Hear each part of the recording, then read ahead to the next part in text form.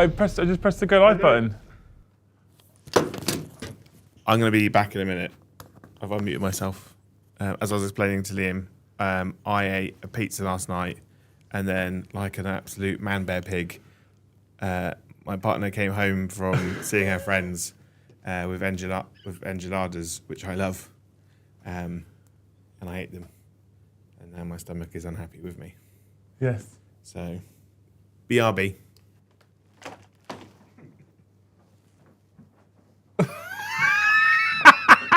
Good afternoon, everybody. Welcome back to the channel. So professional here as always. Welcome back to the channel. Thank you so much for joining us on this fine Thursday afternoon for another Liam and at some time in the near future, soon to be Joe show.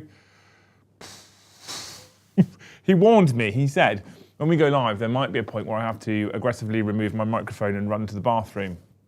I said, that's fine, because you've just been, so it can't be that much of a problem, surely. Now he's gone again. So there we go. That's the record. He lasted less than a minute, and he's already off to the bathroom. Hey ho, I'm here. Welcome back to the channel. Thank you so much for joining us on this fine Thursday afternoon, you wonderful human beings. We're here with another hobby stream. Typically what we're going to do, I think, going forward is Tuesdays is going to be sit and talk streams in the armchairs. Thursdays is going to be hobby streams. There's a couple of reasons why I wanted to do the hobby stream today. First of all, I've had significantly less time to hobby over the last week than I would have liked because my mojo's sort of coming back, and so I wanted to do some more hobbying. So that's the first part. So I wanted to do something, I haven't really had the chance to. And secondly, there's not a lot to talk about in the world of Warhammer 40k right now, really. So we're in the world of having to try and come up with topics that keep you people engaged and turning up to the Liam and Joe shows, gifting memberships and super chatting questions and inputs and all that kind of stuff. And I want to talk about the world of counts as. I have got myself some hands on a battered old box that's not sealed of these goobers, right? Who I previously didn't love. I've subsequently looked at the box and they're okay in places. I'm not sold on the faces. I'm not sold on the feet. The rest of them, they're okay. But with the impending Space Wolf release, at the moment I'm in a place where I just want to do everything Space Wolf. And I put off building these because, well, no one knows if they're going to be in the book or not. So I was looking at them and I was wondering, is it possible to give every single one, for example, some kind of weapon and shield, which it is? Does that therefore mean I could proxy them, if I keep them off their bases, for head takers or for blade guard? Yeah, I can. And so that's what I think. Arguably, I could proxy them for assault terminators, but I think that the speed wouldn't kind of fit. So I was like, well, I guess I can use them as counts as Space Marine models for, say, for argument's sake, blade guard, rather than using the blade guard because I feel like the blade guard I would be wolfy enough, and I want everything to be suitably Space Wolf. And that got me thinking about count stats. I think in 10th edition, actually, and I'll reiterate this when Joe returns, but I think in 10th edition, we've seen an increase in count stats stuff. I think we've seen more count stats than before. And there's a couple of reasons for this. I think the lack of granular points has meant that people have, this counts as Power Sword is in fact a Power Fist, because Power Fist is the best thing you can have. But I built this 3 editions ago, and so, you know, I'm going to use it as a Power Fist because it's the better one, but it looks like a Power Sword. Every sergeant's got a Power Fist, they just look like different weapons, which I think is okay, but we'll talk about that in just a moment. We also have count size because lots of stuff has gone to Legends and lots of stuff has been removed from the game. So if we think about poor Chaos Space Marine players and all their lack of Forge World stuff that's now disappeared from the game, I think, potentially, we're seeing more count size stuff in that context as well, because people have spent a lot of money on Forge World units or Horus Heresy units that they want to use. We then go into things like Heresy Rhinos and stuff for Chaos Space Marine players. They just look nicer. And that's not really a count size because a Rhino's a Rhino, but I see a lot of people, for example, counts as Spartan for Land Raider. Let's be honest, the sort of size of the model is pretty much the same. It's not that different, so it's not like it's a monumental change.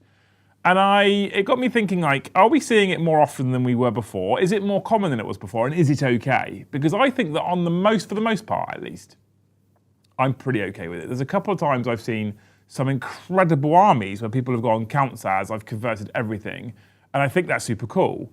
But there are times when I'm also like, I've forgotten what that's supposed to be, and I've forgotten what that's supposed to be, and perhaps I end up making a terrible decision on the tabletop because I'm not sure what's what.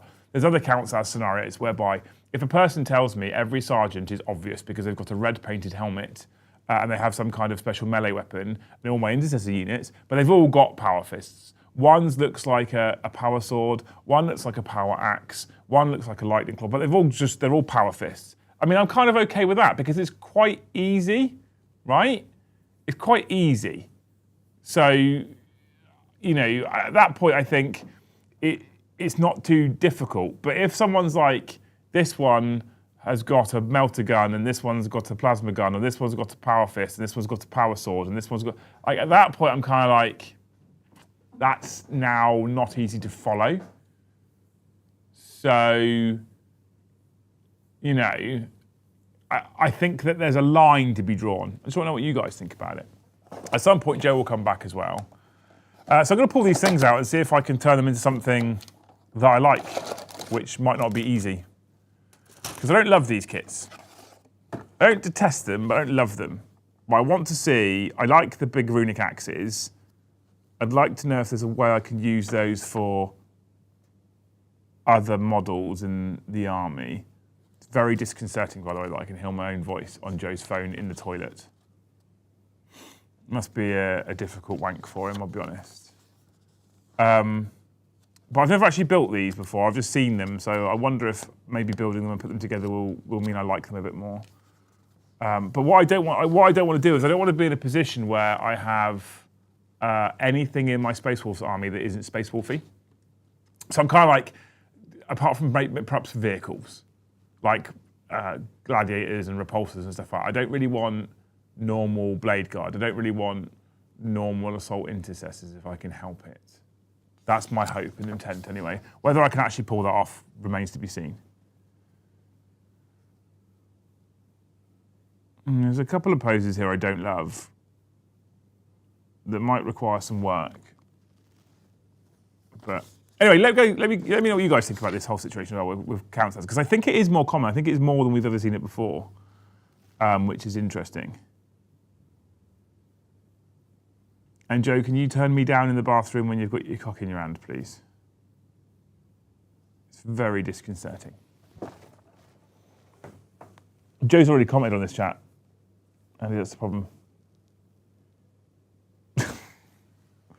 Jesus fucking Christ. The lack of... hang on, let's jump into chat from the start, right? So this is where you guys can have your word. I've got the tablet of death and doom and destruction in front of me. I can see everything that you guys are saying. Everything that you're saying, even in your souls. Ash, thank you for the $2. This counts as 50 gifted. Which attachment tonight? It doesn't, so fuck off. Sir Galahad, thank you for the $10. Fuck me, silly filter. I never want this channel to change. If you ever get any more professional, I'm out. I love you guys. Reference the question. Counts as yes, so long as it's reasonable size comparison. Yeah, that's... I think that's quite important as well, because either too big or too small can classify as modelling for advantage to a point. Like if you're too small, you can hide behind something where someone else could have seen you, and if you're too tall, you can see something that you otherwise wouldn't have been able to see. So I think that's the size comparison is also quite important. Like I think these, a standard infantry Wolfen, if I was to try and kit bash and use them as a blade guard, it's probably okay. They're like normal size. I think they're even 40mm bases, aren't they? Yeah, they're 40mm bases. It's probably okay. If I wanted to use it as a dreadnought, absolutely not. And some people go, well, you just put it on the right size base. I think it needs more than that. But thank you for the $10 account. Anyway, Andrew, thank you for the 2. To be fair, lack of granular points killed WYSIWYG. Yes and no. Yes and no. Only because at events, there is a degree of it. Like I said before, right? If someone comes up with 3 years of Banshees, and one's got an Executioner, one's got Mirror Swords, and one's got a Triskele, and they said to me, every single Banshee Exarch has an Executioner, that's quite easy. I'm okay with that one. Like cool. Every Banshee Exarch's got the same weapon is fine. But if they're all armed with different weapons, or if they're all armed with the same weapons, but they say, well, this one's got an Executioner, this one's got Mirror Swords, this one's got a Triskele, I'm a little bit less okay with that one. Do you know what I mean? Because it's like, well, how do I know halfway through the game you're going to go, well, this is the one with the Executioner? Are you sure? Because I thought it was that one. Do you know what I mean? Interesting. So I think it kind of has killed WYSIWYG to a point, but I think that there is a line that you can't cross. So Gala, thank you for $10 more, you legend. New sculpts annoy me as they're a bitch to kit bash with. I wish Games Workshop would fix this. The newish Wolfen are terrible. At least the 90s are derpy good. Thunderwolves and Wolfen will not be in my army. Thunderwolves won't be in my army ever. I don't like them at all. These, I'm not sure if I can say. I may end up building them and falling in love with the kit, to be fair. Because I quite like it on the sprue. But they are more difficult to kit bash with, but Games Workshop have a challenge, don't they? Whether they kit bash, can you do all hands? That's fucking cool. Games Workshop have a challenge, don't they, where it's like, well, we can make them more kit bashable, but then they're kind of more static and dull poses. And I kind of sympathise with them a little bit there. So I think it's rock and a hard place because the kits don't end up looking as nice if they don't do it. At that point, people are like, well, the kits are a bit boring. So then they make more exciting kits, but they're not as easy kit bashed. And people go, oh, but I can't kit bash them. And this is the problem with the rampant scale of people that want to collect this hobby. And some people want version A and some people want version B. You can do all little hands. You can literally build a squad of 5 like werewolves. But Viking shields are Viking shields, and that's also quite tempting. There's a lot of options in here, actually, to be fair. There's a lot of options. I kind of want to do all little hands, just because I think it would be cool to just have little hands running around tearing people apart.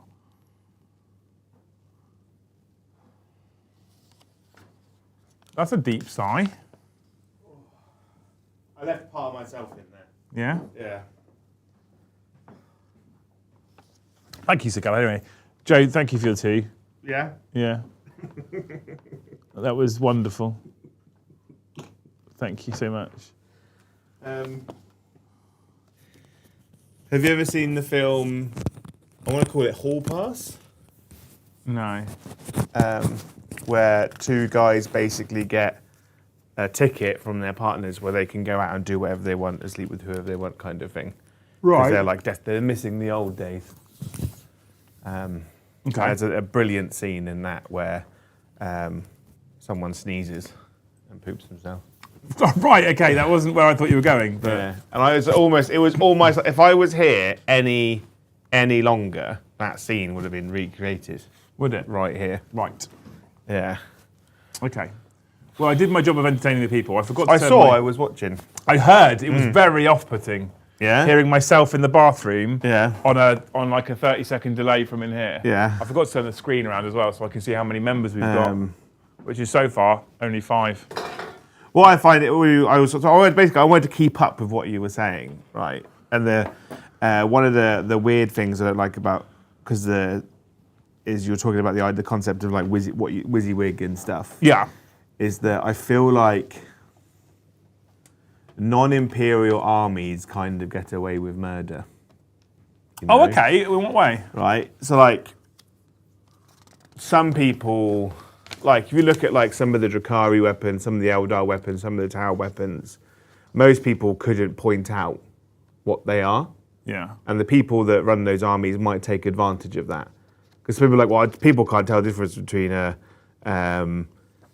fusion gun, plasma gun, and a flamer on a Tau crisis suit. So I'll just say whatever it is. Yeah. And I feel that's a problem that has kind of been exacerbated by the lack of granular points now. So this unit is the fire knife unit of Tau, and they have this, you know. So people are like, well, I don't know the difference. But then the whole argument does fall apart a bit when they actually play against people that do know what they are. Yeah. But the same could be said for like the Drakari Kabalite unit, Kabalite Warriors unit has 6 special weapons in it. Yeah. And they're all at different, you can take different versions. And I couldn't tell you what they were. And people could tell you. And so, but then the problem is because of it, people that never built those special weapons just take 10 Kabalite Warriors with splinter rifles and be like, yeah, in this unit's a Dark Lance, a splinter cannon, a heat lance, or I can't remember, and like a shredder or whatever. Yeah. But once you get down to 4 models, you can still say that they're all there. But once you lose one, you can't keep track of which one's in there. No.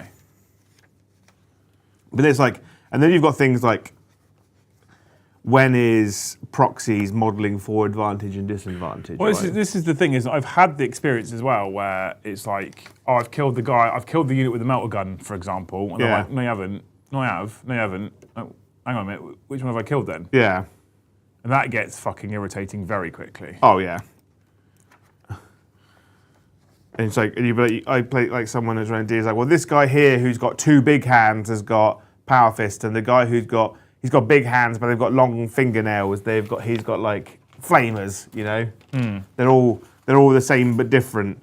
Same but different. Same but different, and then it gets a bit confusing then, and a bit all over the place. And it's like. And then you've got things like modelling for advantage, but modelling for disadvantage. So like I've got Argyle Tal, the Heresy model, and for the longest time I used him as a Demon Prince. But now we've got the plastic Demon Prince out. He's much, much smaller than a plastic Demon Prince. So realistically, I can't use him as one anymore because that's modelling for advantage, I'd say. But I could use him as a Chaos Lord with a jump pack. As long as I put him on a 40mm base, I'm modelling then for disadvantage because he's much larger with a Chaos Lord with a jump pack, so therefore he's easier to see. Yeah, this is what I was saying earlier. Yeah. Like modelling for advantage isn't always a bigger or smaller model. It could be one or the other. Yeah. And people can't seem to really get their heads around I feel like modelling for advantage is normally on units that have much bigger guns. Yeah. So like I got a guy here. He's now really, really, really tall, so now he can see over stuff. Or he's much shorter than he should be, so he's harder for you to see, but he still puts out great things. It's like I use Contemptor Dreadnoughts as Hellbrutes. Which I would say is probably a disadvantage because they're much taller. They are a lot than a normal one. But they're a bit thinner? A bit, but not really. You know? You don't think they're a bit... They're like... Well, I guess they're... I can actually show you this because now we actually have Hellbrutes in the studio. Yeah. Thanks to Mr. Datsun Des. Mr. Datsun Des. Thank you for 5 gifted memberships so far, team, as well. We'll get to your hopes very soon. That's the normal Hellbrute, Mr. Wavy Arm Man. You might want to mute when you go out back, because sometimes the mic gets funny.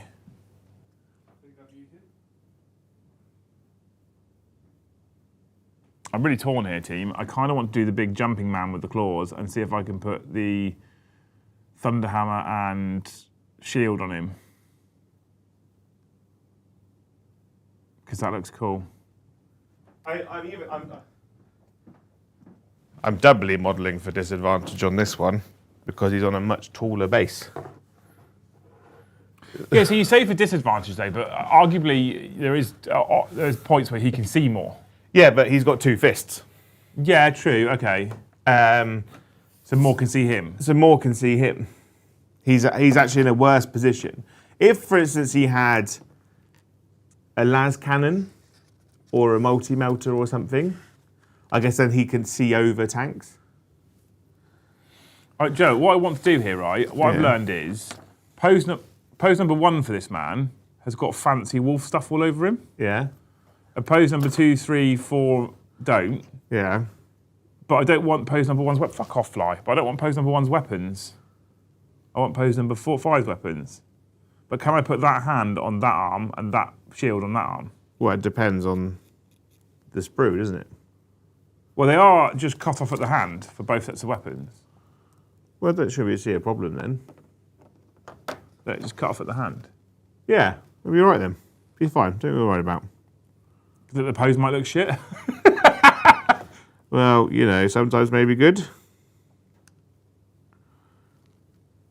One thing I do like about someone asked, what am I building? I am building the Inner Circle Companions. He is, yes. Who are lovely models, but my big gripe about them is that there's not a huge amount of options in terms of different poses. Do you think this has led to a little bit more count size and proxying as well? Yeah. Do you think that's an actual contributing factor? I know super competitive will be like, I don't care if all my blokes are in the same pose, I'm not bothered. Yeah. But I think a lot of us would like their models to be in different poses. Yeah, just a bit of variety. So one of the problems that Games Workshop's got at the moment, and I think it's an ever-growing problem that they don't seem to be addressing with many kits, is that they go, I think it's some kits have got it worse than others. They sell a unit of 3, which could become a unit of 6, which then can be taken 3 times. So you've got 18 models, right? And they've all got the same pose. Look at Death Shroud. They're mono-pose kit. Yeah. The only variation of the Sergeant has got a bell or an extra flamer hand or something. It annoys me. Right? But I'm also not very good at kit bashing, so it really annoys me. And then which that's super annoying. But then what's doubly worse, I think personally, is 8-bound, is a box of 3, so you could take 18 of them. Yeah. But it also makes another unit. So you've got 36 on the table, and they all look exactly the same. Yeah. But I guess for the hobbyist, it's not. It's kind of good. If you don't care about what your models look like, it's fine, right? But if you're like, I want my Chaos Space Marines are probably like, I don't want any of my Chaos Space Marine models looking the same, right? Even if there's 2 models that are a similar sculpt and a similar pose, I'll make sure they've got different heads, different shoulder pads, maybe a different backpack, a different weapon option, just to make them look a bit more same but different. Same but different. Same but different. And I think that's what's most important. It's coming back a bit with things like, the Night Lords upgrade sprue. So you can make a whole new team, and it's just a sprue that goes onto a model. But they've kind of embraced old Space Marines in that sense, because you've got different heads, different shoulder pads, different variety of weapons, but those all fit on, you could fit them on the Chaos Space Marine Legionnaire model, you could put them on the Havoc models if you wanted to, you could put them on the Chosen, you could put them on any of the Berserker kit, you could put it on the Emperor's Children kits, you could put them on Primaris if you wanted to. Yeah. Which is really, really cool. But, I used to be a person. It's more like a modeler's. I used to be a person who was like, everything on my models needs to be quite different. Yeah. Now I'll be quite happy with a head swap. Yeah. Honestly, that's why I'm going with it. Just a head swap. So I'm looking at this. I'm looking at this guy, right? He's got essentially as a champion, unit champion here. There's 2 poses. One with all the fancy wolf filigree with the claws. One with, but I think I want hammers and shields because I just want to build a shield wall. Yeah. So everything shield wall. And the only way really you make these models look different is if you use the different weapon options, which makes me sad because it looks like I can't do more than 1 unit of axes and shields unless I am quite keen to quite heavily kit bash. And I don't know if it lets you do that because it looks like the arms are very specific to each torso. And that makes me sad. Yeah, I think so when I built the... What's their head? How do their heads attach? That'd be interesting. Oh no, that's a terrible way of attaching a head. A gaming Stucker says, would it be modelling for advantage if I run old school Marines as Primaris counter? I don't see a problem with that, to be honest. Old school Marines as what? As Primaris counterpart. No, I think that's fine. I think that's fine because There's very minimal difference. There's their stat lines are almost identical, really. There's also a little part of my inner child that does a little heart flutter when I see someone rock up with a full firstborn army. Yeah, classic Space Marines. If you've got a Blood Angels army from 7th, 8th edition, right, and it's all Assault Marines with jump packs, I would have no issue with someone running those as the new Assault Intercessors with jump packs. Because you're a G. Because they're exactly the same. It's just a guy with a jump pack, a bolt pistol, and a chainsword. If you've got them without the jump packs on foot, just run them as Assault Intercessors with close combat weapons.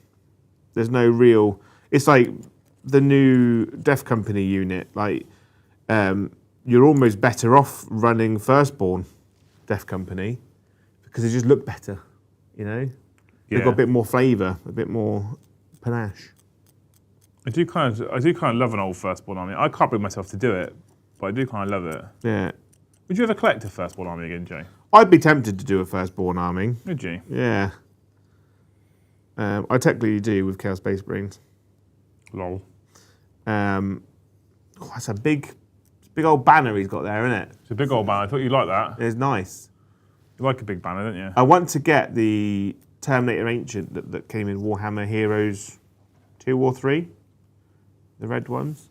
But he varies on eBay from anywhere between £25 and £100. Does he? Yeah. £25 I'll pay, not 100, you know?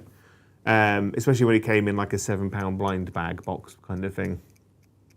But it's like, I've got an absolute buttload of Emperor's Children spares now. Yeah. From the stuff. And I'm like, kind of want to do Emperor's Children Horus Heresy now. Okay. It means I can do the Horus Heresy kits and give them Emperor's Children shoulder pads, the new heads. You can give them the nice sexy swords kind of thing. You can do Emperor's Children Horus Heresy if you also do Space Force Horus Heresy. Yeah, that's fine. Because I want to play Space Force Horus Heresy, but I don't want to paint a Space Force Horus Heresy army because I'm already going to be doing a 40k one. I don't have an issue with that at all. I didn't think you would. I honestly have no problem I with that. didn't think you would, but Yeah. that's my terms. That's music to my ear. That's my terms, ear Joe. holes, yeah. I'd even do the Space Force one first. Because, yeah. That's my terms.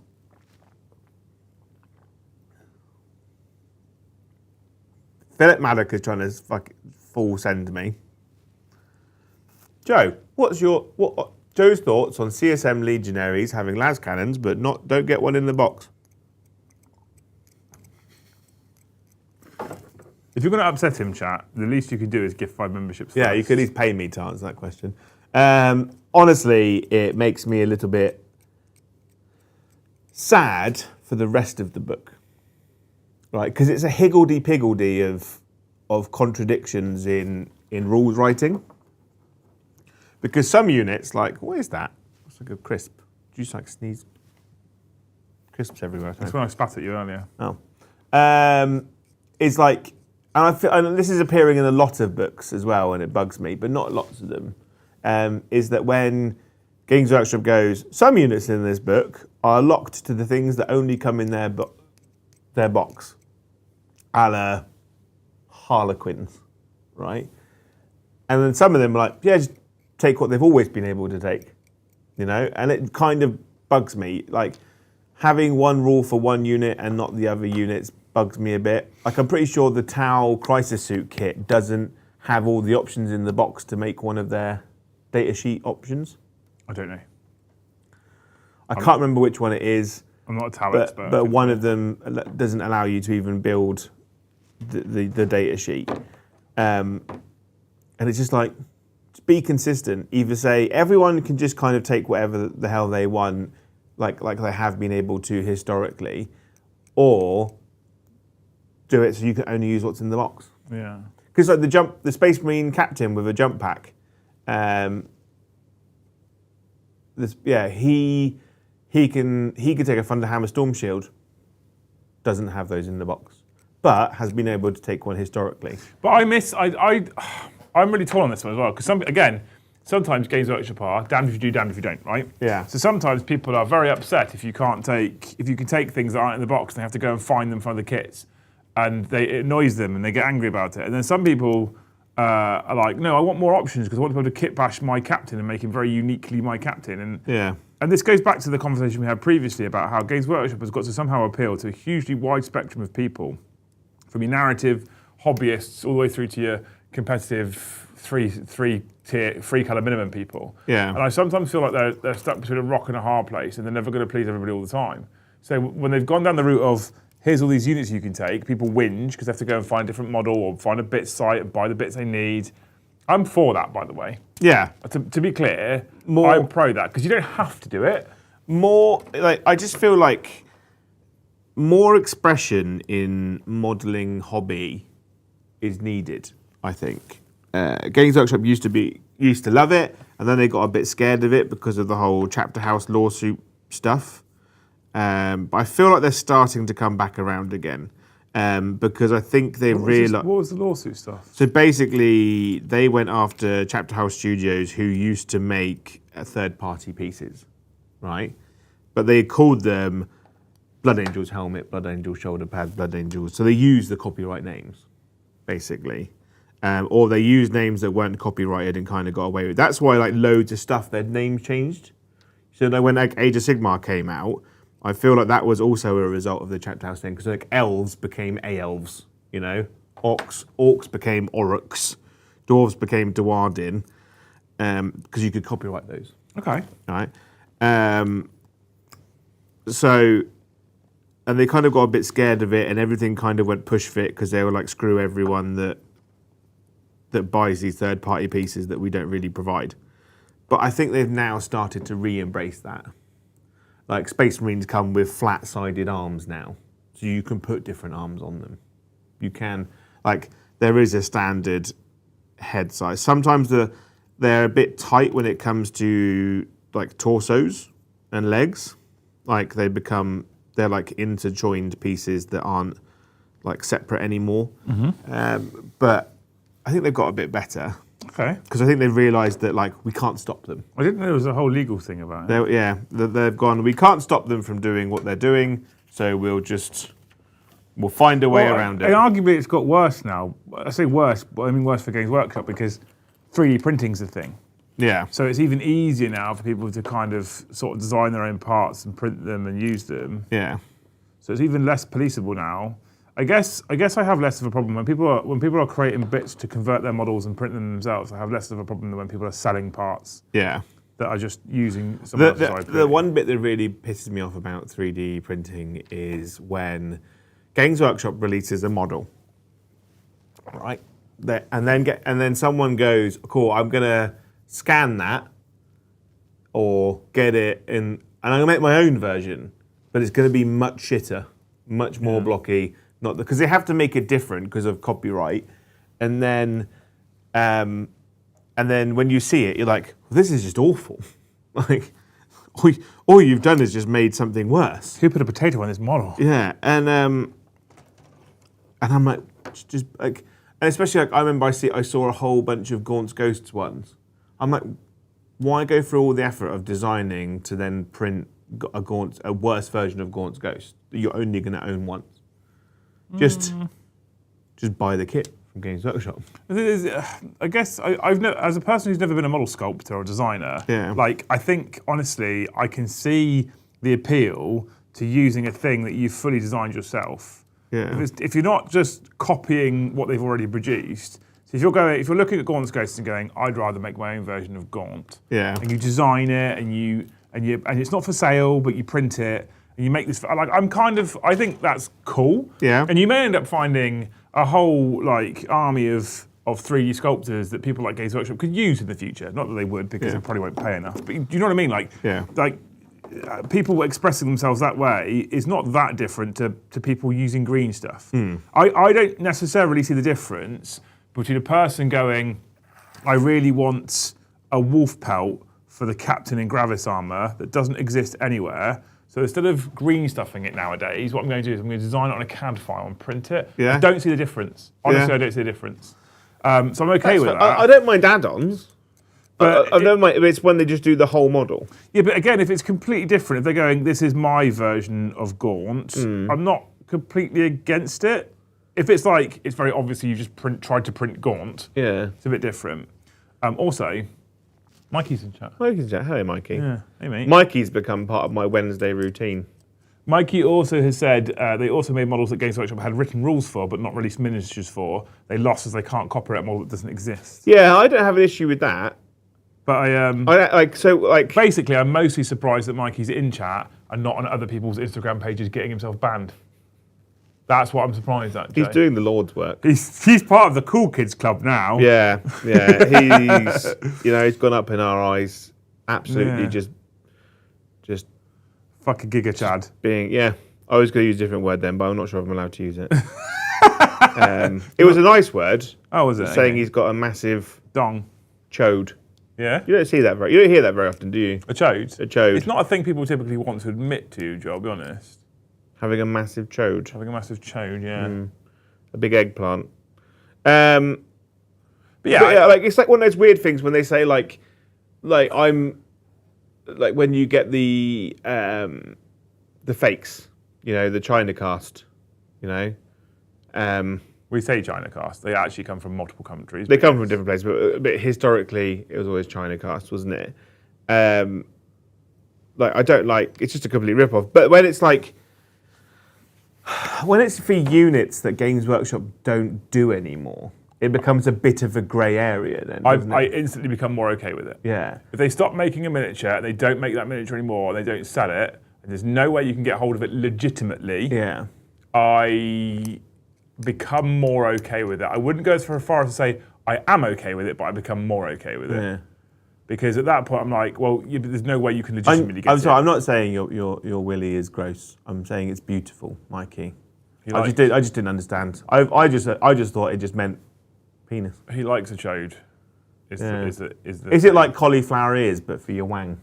It's just no length or girth is chode, Joe. Like a mini Coke Have you been using a word for a long time that you didn't know what it meant? I just thought it was just a bang tidy dangler, But the reason why it becomes a grey area is because if you were to come away from Games Workshop and you were to go to a different hobby space, like for example Magic or any kind of trading card game for that matter, and the trading card game produced a limited number of cards and you can't buy them anymore, would you be and that limited card on the second-hand market becomes quite valuable and quite expensive. Yeah. So to buy it, to put it in your deck, to play a trading card game, whether that's Pokemon or Lorcana or Magic, whatever. If you're a person who does it legitimately, Joe, you would go out there and you'd be trawling eBay and looking at card shops and finding one. I was one of those people, yeah. For what you're finding one, right? Okay, so hear me out. Finding four of them at a time. Because you don't have four. You could have a maximum of 4 of each card in your deck. So finding one of those cards or 4 of those cards for the best possible value, it takes you a long time and effort and a little bit extra cash, but finally you get 4 Black Lotuses in your Magic deck. Yeah, I mean you'd have to be incredibly wealthy. I've heard that's a good card. Yeah. I don't know what it is. Right? No idea.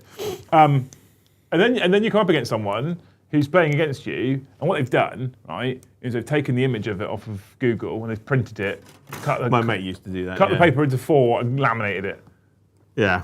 Are you not going to feel a bit aggrieved at that point? It did fuck me off when I played against my mate who did it. So, if a person is running a unit that's quite good in the game, but you can't buy it anymore from Games Workshop, but they've just printed it for cheap, is that the same? And I'm playing devil's advocate here for clarity, chat. I'm not putting across my own opinion, but I'm saying, do you feel like you feel rightly equally aggrieved, or because it's very different in trading card games, do you feel like it is different?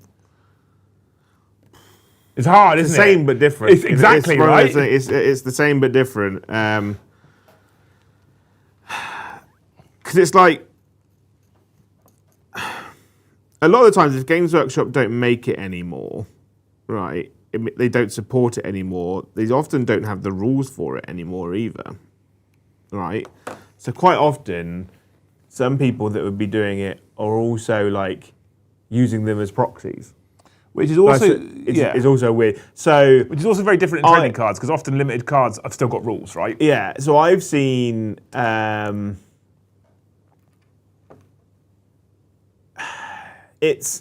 seen people who have used the old Krieg Grenadiers as Kassakin. Okay. So they've had the old Forge World ones and use them as Kassakin. Seems like a cool proxy. Which is a cool proxy, because that's what they are. That's what they were. They were like the double R bastards of the Krieg. But then I've known people that have had the not legit versions of it. And I'm like, well, you can't buy them anymore, and they do fit in with your Krieg more than what the Kassakin do. But then alternatively, I've seen companies that do 3D prints to go on the Krieg models to make them into Grenadiers. So you could get like replacement helmets, replacement arms, replacement guns, replacement backpacks to make them into a version of the Grenadier. Okay. And I'm like, that's kind of cool as well, you know? But it's not an entire replacement kind of thing. Okay, that went together better than I was expecting. That was okay. Yeah. Sorry, I was concentrating for a minute. I was listening as well. Yeah. I think I'm always more okay with 3D printed add-on bits than I am complete sculpts. But that being said, I really couldn't tell chat where I stand on a complete sculpt that's no longer available being then recreated. Games Workshop don't produce it anymore. What's the problem? But then, we use that trading card game. I guess, again, there's another thing, isn't there? There's an extra layer, I guess, with the hobby, because if you're printing a model for the hobby, you still then have to typically paint it and make it and what have you. It's like if someone came to me and said, Joe, I can 3D print you an exact copy of the Amphibian Project base that Forge World used to sell but doesn't now, I'd be like, yes. Because I always wanted it. I could never afford it when I could then. If I wanted to get hold of it now, it's nigh on impossible. It's literally impossible to find that, anywhere. And I'd be like, yes, I'll take it. This is a hint, Jack. And that's terrain. I've seen people who do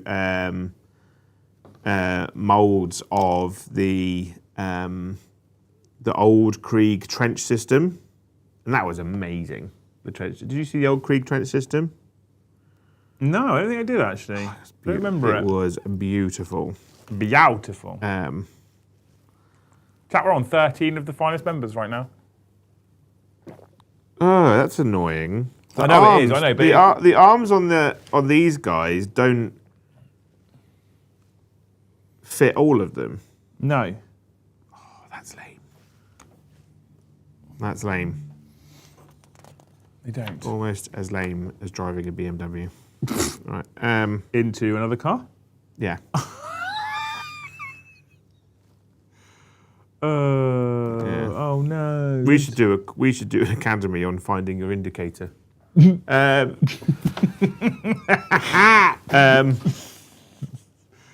pulling out when something's coming. Oh. Yeah.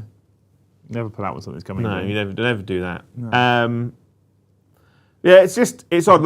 I know a lot of tournaments nowadays, they went through a weird phase of if Games Workshop produces a plastic model for the unit you are using, you must use that unit. Yeah. And they also went through a phase of if it's a vehicle and it comes with attachments and extra pieces, you must glue all of those extra pieces on. Who's going to tell Joe that the Inner Circle banner has no rules and is pointless? I know. I looked. That doesn't stop him, mate. I'm going to go through a phase, Mikey, where every unit in my Chaos Army will have a banner. Why? Because it's cool. Is it though? It's cool as shit. Is it though? Every single unit of my of my Age of Sigmar armies is going to have a banner in it. Because that's how, in medieval times, banners helped leaders identify where their units were. You don't have to stick them on that. Yeah, they could be like, that unit's over there because they've got a green banner, that unit's over there because they've got a red banner. What use is that in sci-fi? It's cool as shit. Is it? It's like it's a place to rally to, because Space Marines like to stand around a banner, don't they? I don't like banners. Well, it's because you're a dweeb, And that's why no one will remember you. No. No. Because that guy there doesn't like banners. Not a banner fan. Doesn't like banners. Doesn't like Eric Banner. Doesn't like Bruce Banner. No. No, just against all the banners.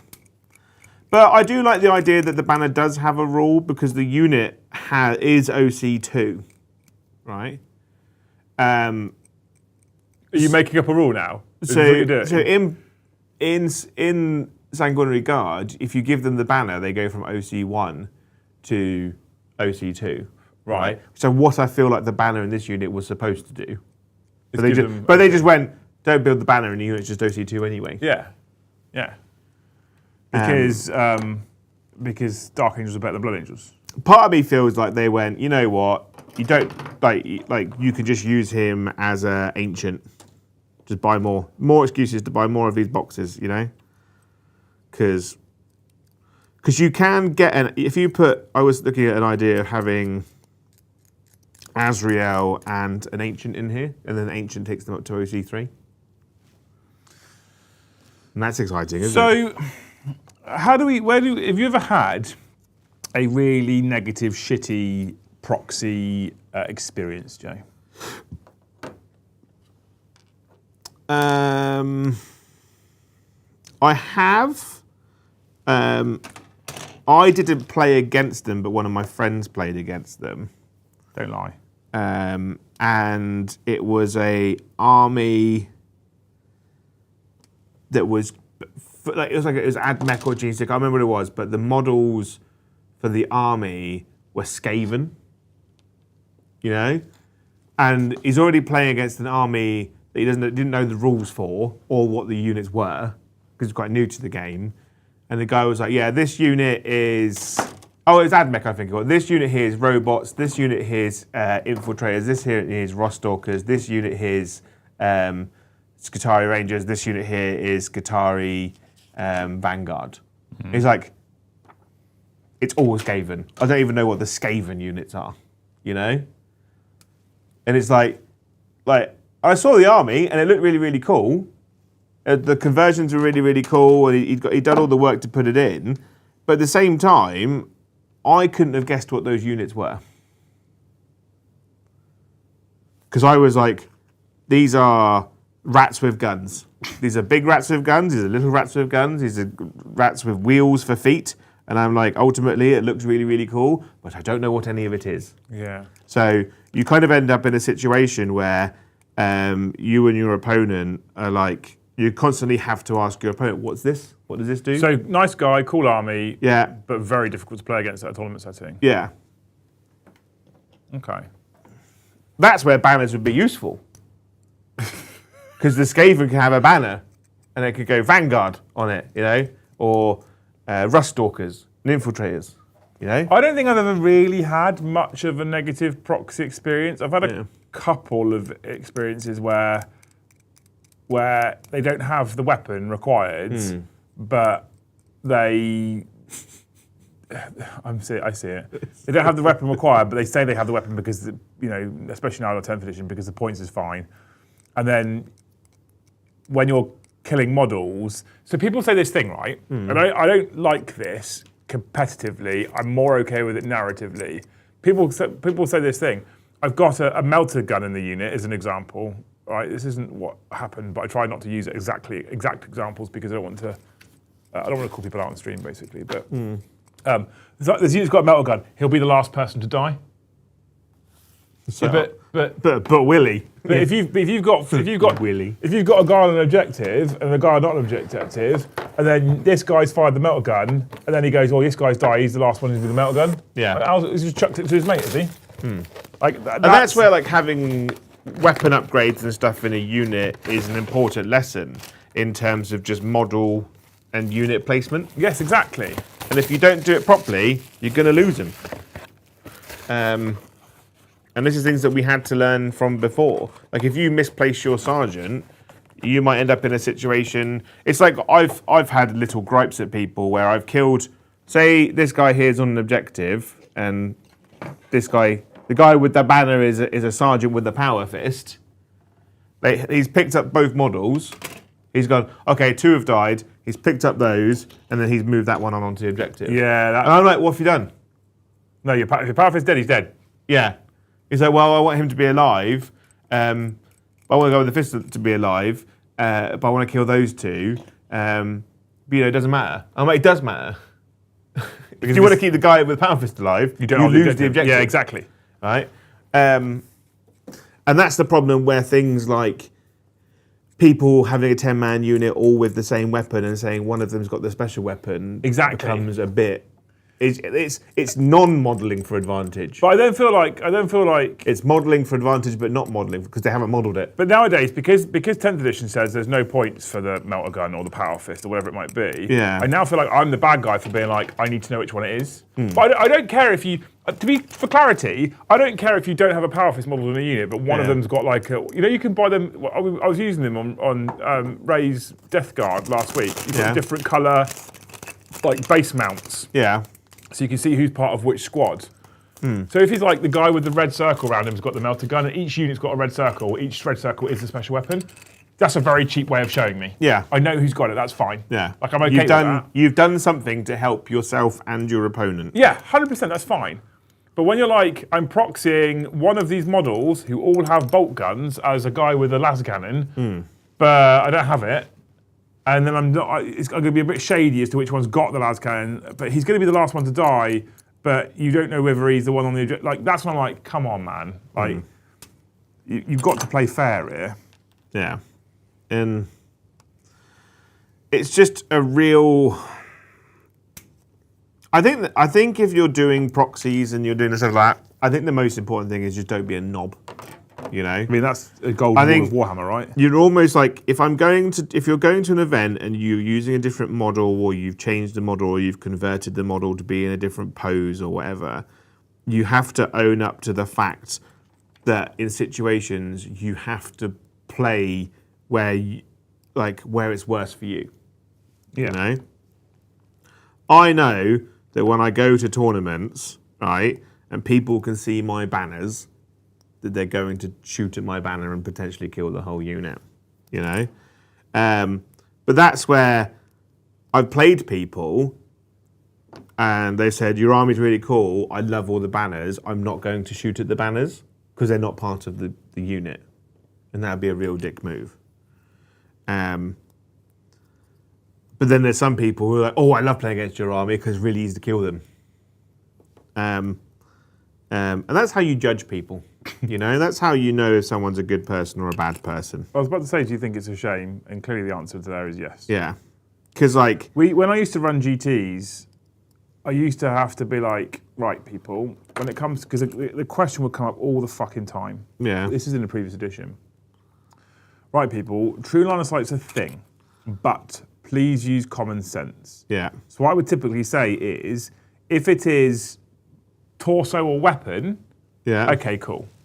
I think we're okay to say that you can see. Yeah. If it is flag or tip of wing, I'm a bit more like, I don't know where I stand with that one. Because people could arguably build a Magnus, if they wanted to go heavy, they could convert his wings to be folded in. Yeah. Or down. Or, yeah. And most of us are going to look at that and go, that's a fucking cool conversion. I wish I could model Fulgrim, to be honest, smaller base. Yeah. His base is a bit of a problem, isn't it? Yeah. Let's be honest. His base is, I would argue, is the core of his issues. I mean, that and his dog shit rule set, Joe. Yeah, but... Let's be fair. His rule set doesn't help him, but the starting point of all of his troubles is at his base, because that's what makes him unable to charge and kill things that are stood in the open between two buildings. Yeah. Right, chat, you have smashed the super chat goal. You've smashed the like goal. That's all done. What we are is a metric shit ton behind the membership goal. We're on a total of 18 members. We'll jump into chat any minute. One of my most hated rules in 40k is that if any part of your model can see any part of your opponent's model, you can shoot them. Yeah. And I hate it. I don't. I hate it with a literal passion. I know you do, I don't. Why? Because it avoids arguments. I know it avoids arguments, but it's also bullshit. When you've got a guy with a sword like that... Where's my phone? And all you can see is the tip of his sword poking out. They can't even see it, but it's right here. Like, the tip of his sword's right there. Yeah, I'm going to shoot him now with a battle cannon. And you're like, it's the literal tip of his sword. Just deploy like that, Joe. Yeah. But it's like, I just feel like it's just a bit shit. Or pretend that's a Tyrannofex, right? And that's a wall. So I'm going to poke the tail of my Tyrannofex around this corner because it's got a kink in it. So he could literally poke the tail of the model around the corner and then shoot that way. So I get it creates janky scenarios where you can shoot people from your tail, and I agree with you that's a bit shit, right? I'm not going to argue that point at all. But what I would argue is I would rather that than the endless arguments as to whether you can or can't see. I would rather it was that way around, if I'm honest. So I don't like the interaction, Joe, to be very clear. I don't like the interaction at all. But I would rather it was that than, can you see, can't you see? You can't see me, I can see you, no, you can't see me.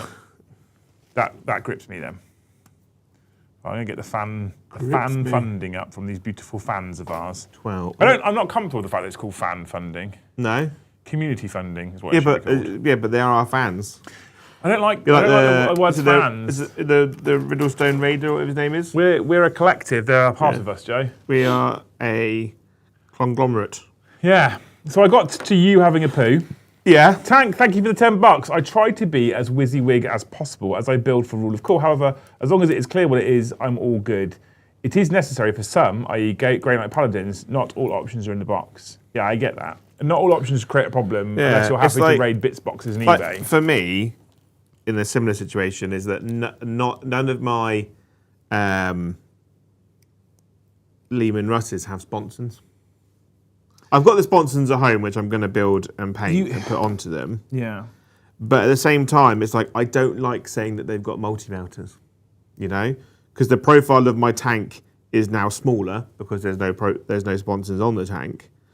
But at the same time, it's like the models kind of like they're not there. You know, they don't exist on this planetary realm. This isn't the most fun model to put together, to be honest with you. Oh, they're awful. Wolfen? Yeah, I hate them. I've done them before, yeah. I used to have a Space Wolf army. I've not done them before. Did you? Yeah, many moons ago. I've not done them before. Yeah, I'm with you on that one. I try and be WYSIWYG as often as possible. But like, I look at things like, I was talking in Thanes the other day, right? I look at things like the Grey Hunters that are coming out at some point in the future, whenever we get those kits. And I look at things like intercessors, okay? Now, intercessors and assault intercessors, the sergeant can take a power fist. Yeah. Now, I'm going to assume Grey Hunters will be similar. And what I want to do is have them using power fists because it's the best weapon option for a sergeant in a unit like intercessors or assault intercessors. And having a power fist in a unit of 5 is fucking pretty sick. But for my personal army, what I want to do is if I can take an axe, I'll take an axe. Yeah. Now, because we're in the granular points world, because we're in the lack of granular points world, I feel like if every single sergeant in my army had an axe, but I said that every single sergeant who had an axe was actually a power fist, I'd be okay. Because I've not got, there's no different weapons. The one guy in the unit with a melee weapon has a power fist. Yeah. Right? But I reckon some people would be annoyed by it. But I don't want to be that guy that annoys people, but equally, I want my old guys to have and this is where it's hard to get that balance between rule of cool and being a gamey dickhead. I feel that, yeah. In my opinion, anyway. So, the other thing I'm also prepared to do, though, because I like rule of cool so much, the thing that I am legitimately prepared to do is say he's got a power fist, and if my opponent gets pissy about it, I'll be like, cool, they're all power axes, fine. Yeah. Doesn't matter to me at all. Yeah. It would annoy me slightly, but cool, if that's what we have to do for you to enjoy the game, let's do that then. But you know that they're a terrible person. An awful human being. Yeah. And you can go to bed judging them. Yes, correct. This pose is not as cool as I thought it would. I may have made a terrible mistake. There's a guy here who's got his sword and he's resting it on his shoulder. Yeah. Which in practice sounds really cool, but in reality doesn't look super great. This hand does not fit on here after all, Joe. No. I was very wrong to choose to do this. But it's like... Joe, it doesn't fit. No. I'm going to have to make it with claws now, aren't I? Yeah. Boo. Boo. Pridders. But Mikey says you're a cheat if you use Horus Heresy Vindicator in 40k. Is that true, Mikey? Do you say that? Why are you a cheat? This has just made me very sad. Mikey, why are you a cheat? He's probably not here anymore. He's left. He's come in. He's come in for some attention. Yeah, he wanted his attention. He wanted to be loved. I do it all the time on his show. You know, I was watching Josh last night, and I was really upset because he's smart. And when he put his phone on the table, he put it on airplane mode so I couldn't message rude things that would show up on his drop down. Yeah? Yeah. He knows you, doesn't he? Yeah. But why? Because the chaos versions of all the because the Vindicator is smaller. It's barely noticeable, really. Is it actually smaller? Games Workshop said it's fine as well. Did they? When they got rid of all of the Horus Heresy stuff from the game, the massive, massive dweebs that they are, they said you can still use your Predators, Vindicators, and Spartans in 40k as a Land Raider and as the Predator and Vindicator anyway. Okay. So they've said it's fine. So Games Workshop says it's fine. It's fine. So, yeah, the Games Workshop says it's fine, mainly because they realised that they'd really upset huge portions of their player base. Imagine if you release a thing that you say you can use for something, and then 6 months later say you can't use it for that thing anymore. Yeah. Who knew that would upset people? Who knew?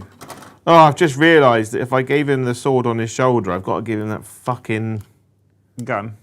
brazier. Because there's no left-handed guns in the fucking thing.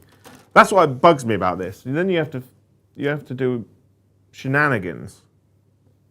Back in the moo. I've just built a champion I can't use on stream, Joe. So it could be worse. Why can't you use him on stream? Because I don't want to use people with dual claws. I want to use people with all the Thunderhammers and Storm Shields. Because shield wall. But now I've worked out I actually physically cannot fit the shield on it nicely.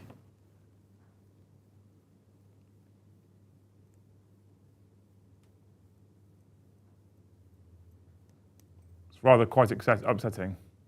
Where's the Space Wolf box that was in here? What Space Wolf box? The combat patrol. I don't know. I didn't know there was a Space Wolf combat patrol back there.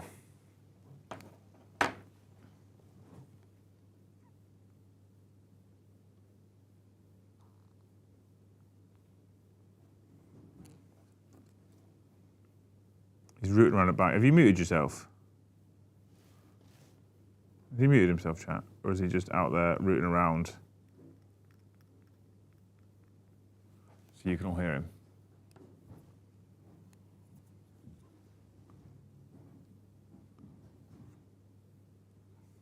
I don't know what he's looking for.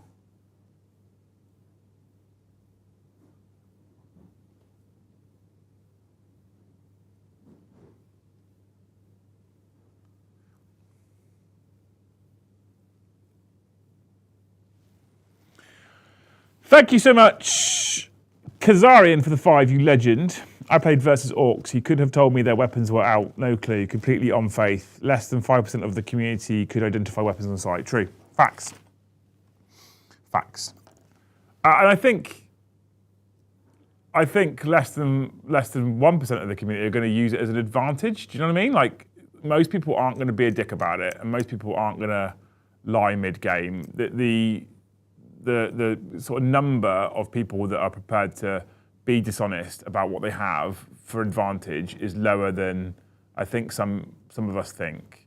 Because typically, the people that do those kinds of things are the stories you're going to hear. They're the people that are going to be talked about. They're not going to be talking about all of the great games you've had and all the people that caused you no issues at all. Typically, you're going to talk about that one person who cheated you out of a win or who pretended a weapon wasn't. That's just the way the world is. So you are right. Most people won't be able to identify what the weapons are anyway, so it's largely irrelevant. You're not wrong there at all. However, at the same time, most people also aren't going to be dishonest about it, and they're just going to tell you what their weapon is and be honest, and you won't have a problem. I think that's the more common kind of scenario, at least. At least I like to believe that is. Your mileage may vary, obviously, but what are you doing out there? What? You've almost spent more time off stream this stream than you have on stream. What are you looking for? I had to find a left arm because I didn't want him to carry around a brazier or a brazier. Why not? What? Why not? Because they're lame. I can give you a left arm, but it's quite furry. No, so I found one from an Intercessor box set where he's like looking at the little pad on his arm. Oh, so Cad Super Chat had 5 and said that he was playing an Orc player and he didn't know what any of the weapons were and he couldn't have told him what they were. Yeah. And that he reckons that there's not very many people out there that can identify every weapon in the game, which I think is probably quite true. I do it for a living, and if someone comes up to me with Gene Stealer Cults, I'm like, I don't know what any of that stuff is really at all. But what I also said to Nick was, I feel like there is also an equivalent, I don't know, perhaps 5% of the player base who just flat aren't going to game it, just going to be honest. Yeah. And when you say I don't know what that weapon is, they're like, cool, this is what this is what this is, and you're never going to know any, like, the people that will cheat it are very small and few and far between, Yeah. I think. Yeah, the people that cheat it, like, yeah, the people that are going to cheat it, like, they're always gonna cheat it, and they're not the kind of people you want to play with anyway, I think. But they're also not that common, I don't think. They're not very common. They exist, like they're out there, you know, because there's people that just need to win. They can't derive any happiness unless they're winning no matter what, you know. And we judge them as terrible people. But yeah, they're super rare. Like, I've come across a couple. I've played games where someone's gone, I'm going to shoot this gun at you, and I've gone, that's not that gun. You know? And they're like, stop everything and talk about Heresy 3.0. Why? We don't know anything about Heresy 3.0. No. And that's an honest review. Has there been a post? Because it is. That video was quite interesting. Hey, look. I actually don't know anything about Heresy 3.0. Is there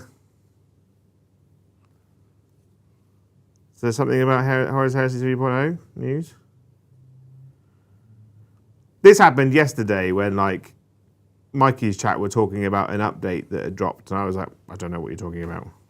I can't see it anywhere.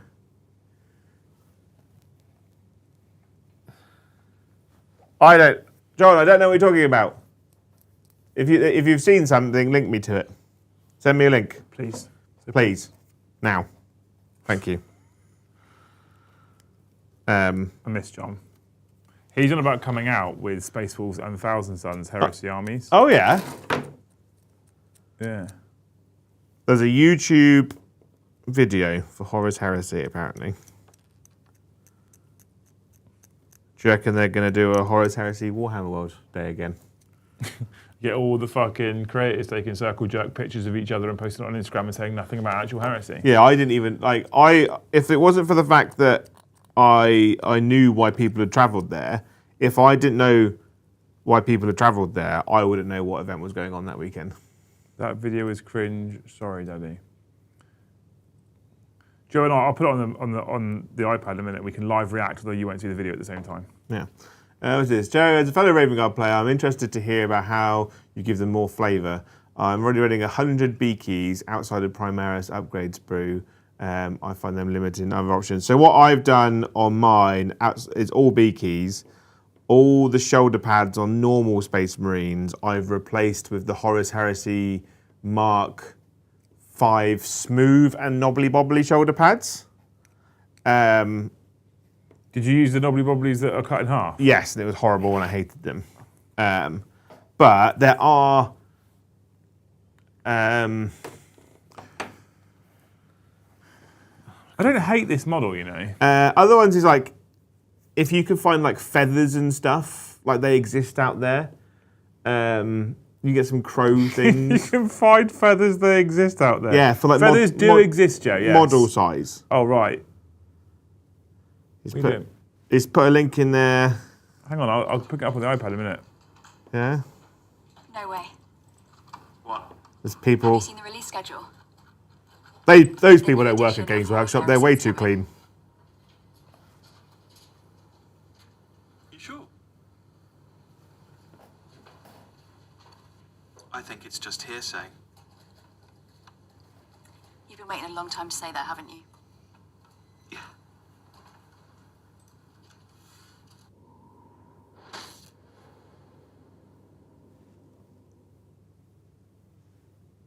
What was that? That's the best they can do. Oh, and now it's Rob the Honest Wargamer. Turn that off before Games Workshop. I think we hate them too. The 10 seconds of what I just saw of Rob gave me more information about a Horus Heresy event than that. I mean, it was great as a dad joke. Was it great? No. No. It's a terrible video. No. I'm concerned about New Heresy. What? I'm concerned about New Why are Heresy. you concerned about New Heresy? Because I've played 2 games of Heresy 2.0. Yeah. Granted, I've not played a lot of games of Heresy, but I've played 2 games of Heresy 2.0. Yeah. Right? And you enjoyed it so much. I think it's fucking great. Yeah. Yep. Games Workshop aren't afraid of taking something good And ruining it? and fucking it right up. Yeah. That is true. But Heresy, I've noticed over its different iterations, they've stuck to the same core principles of 7th edition, right? And what I think is the people that work on that team understand the Heresy community, Yeah. and know what the Heresy community want and like. So I would think that they'd hopefully might continue to do so. Beaven Stock says, AI doesn't seem so bad now, actually.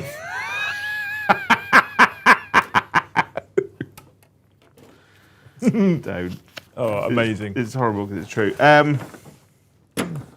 Yeah, that was a terrible advert. I'm excited about New Heresy, but I'm also terrified that they're just going to fuck it right up. My theory would be they'll keep it the same, but they'll fix some of the weird rules jank, like things like dreadnoughts.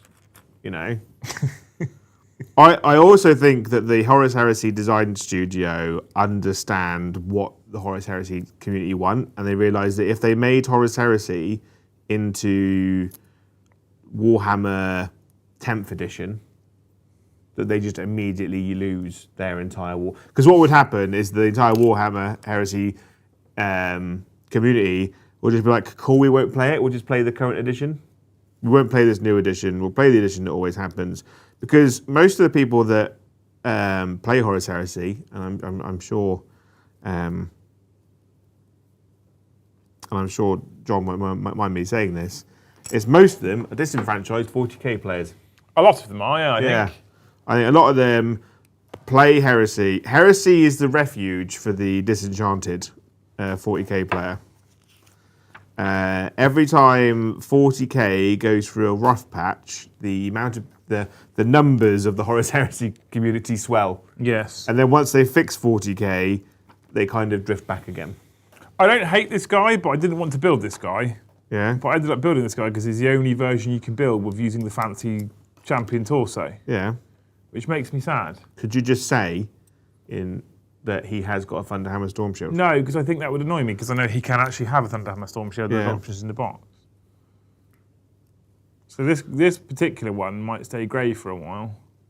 Yeah, but then you're one model down. I'll figure it out. He, however, isn't the shittest model in the world.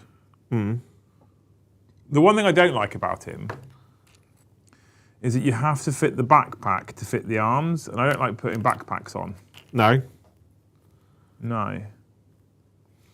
You know I don't like putting backpacks on. No. Because it ruins my brush access.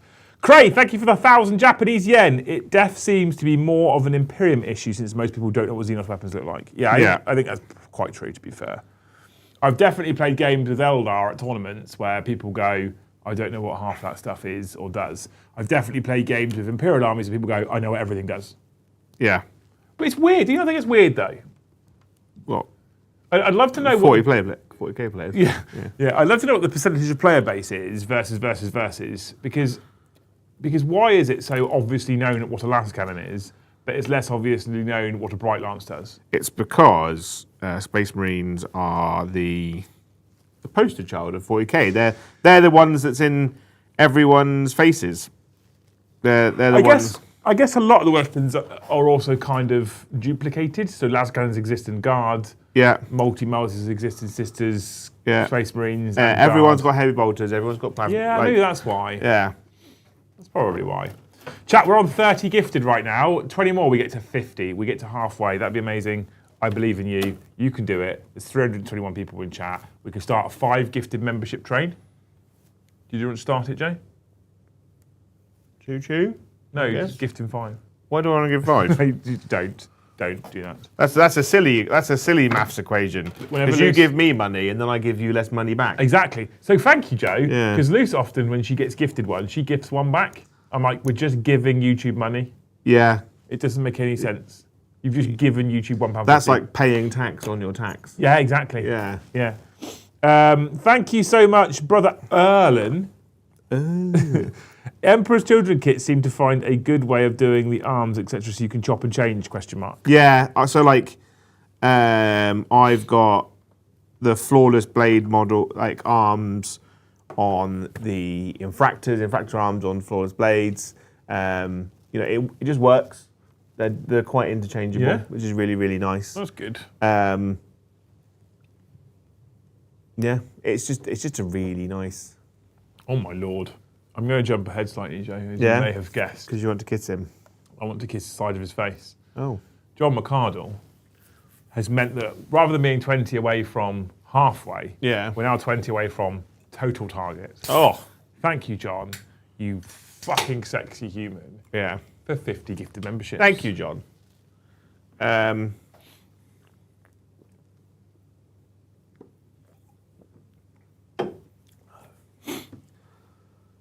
I hope that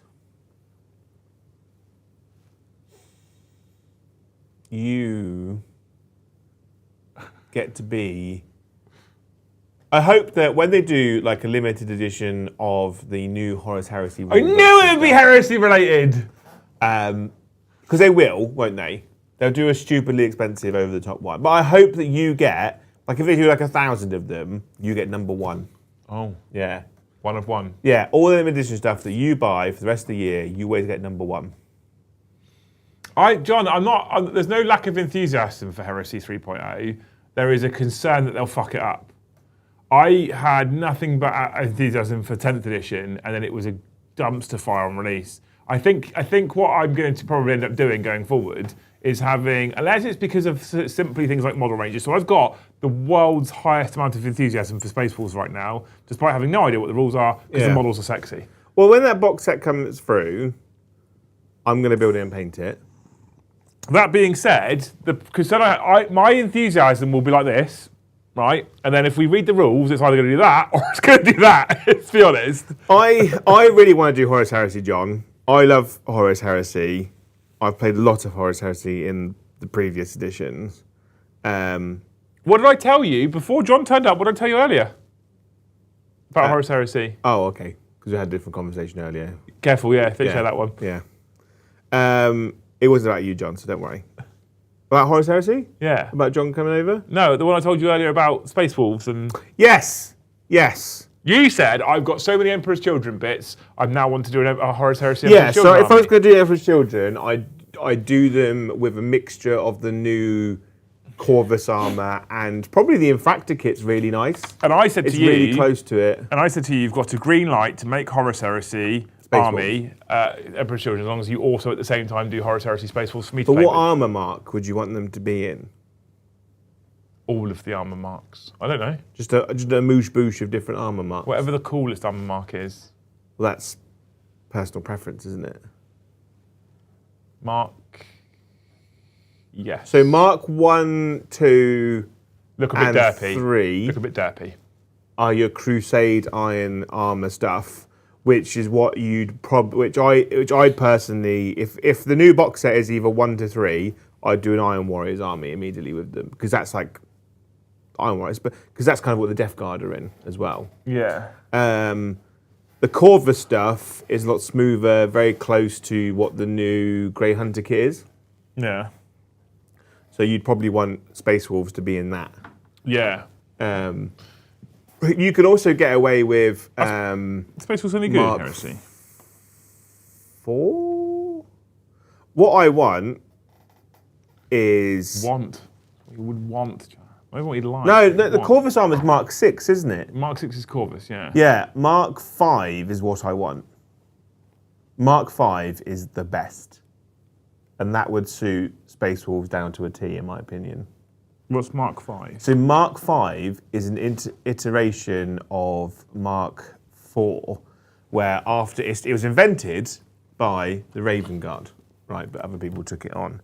Where because their armor was completely fucked during Istvan, to reinforce their armor, they put the knobbly bobblies on things. Okay.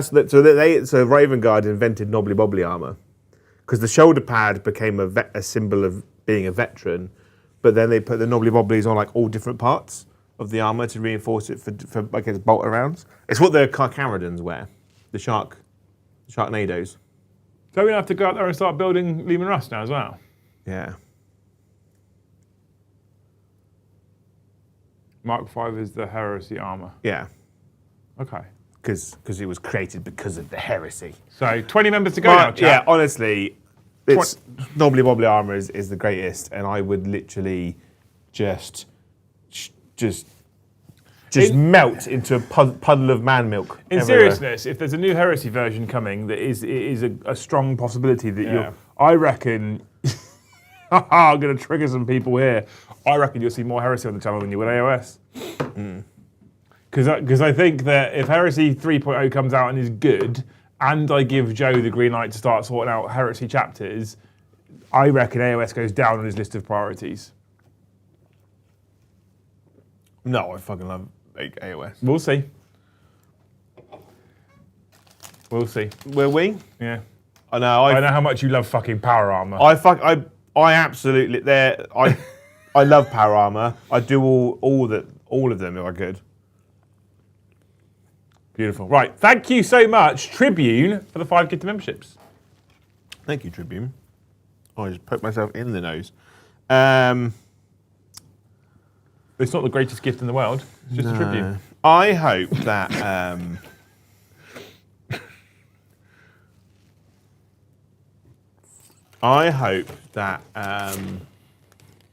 you decide to do the wonderful gift of rescuing a dog, right?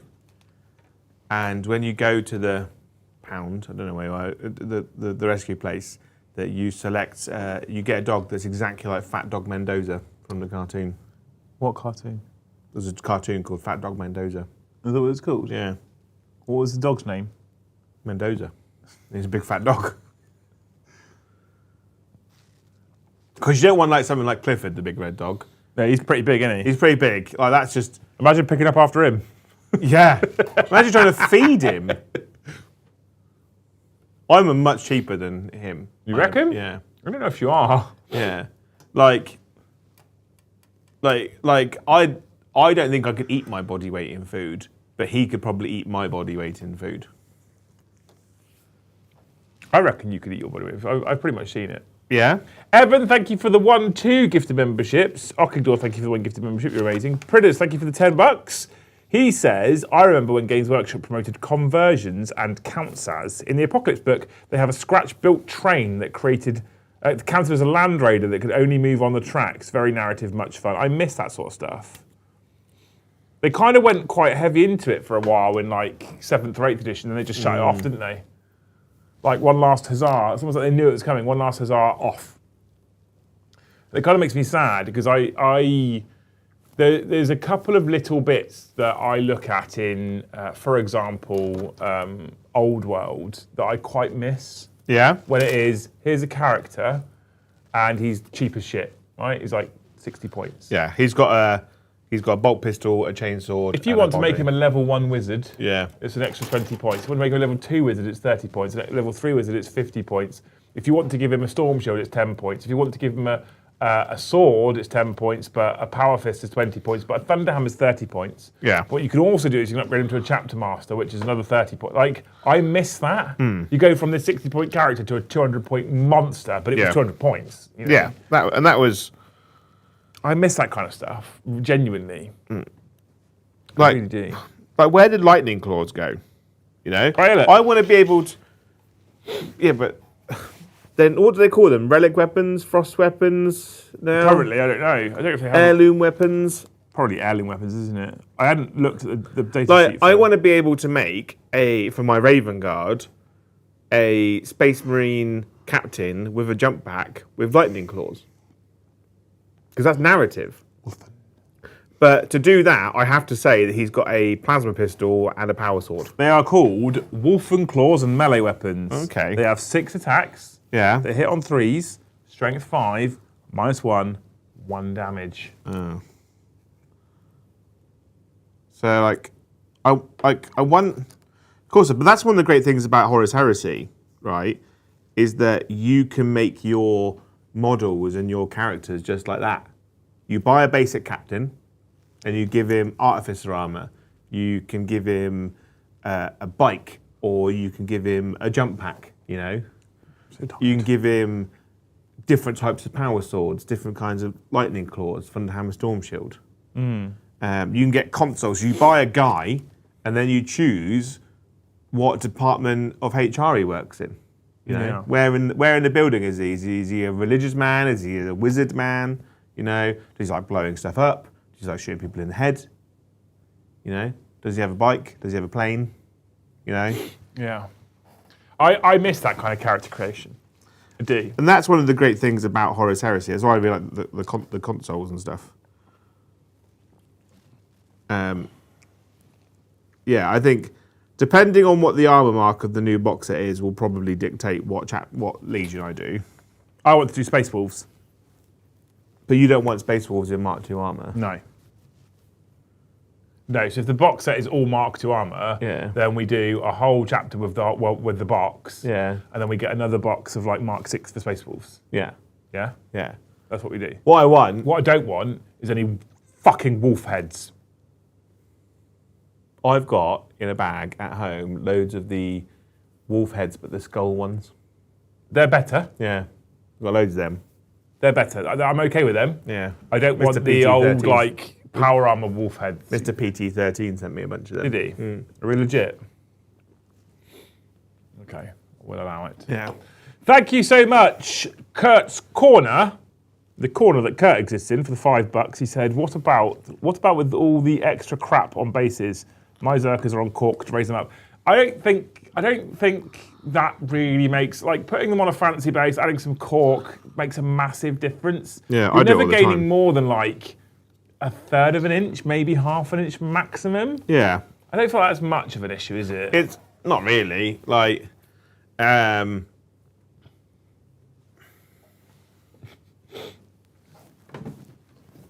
keep going quiet today and then just fucking off. It's mildly concerning. I've got two Berserkers here on two different height bases.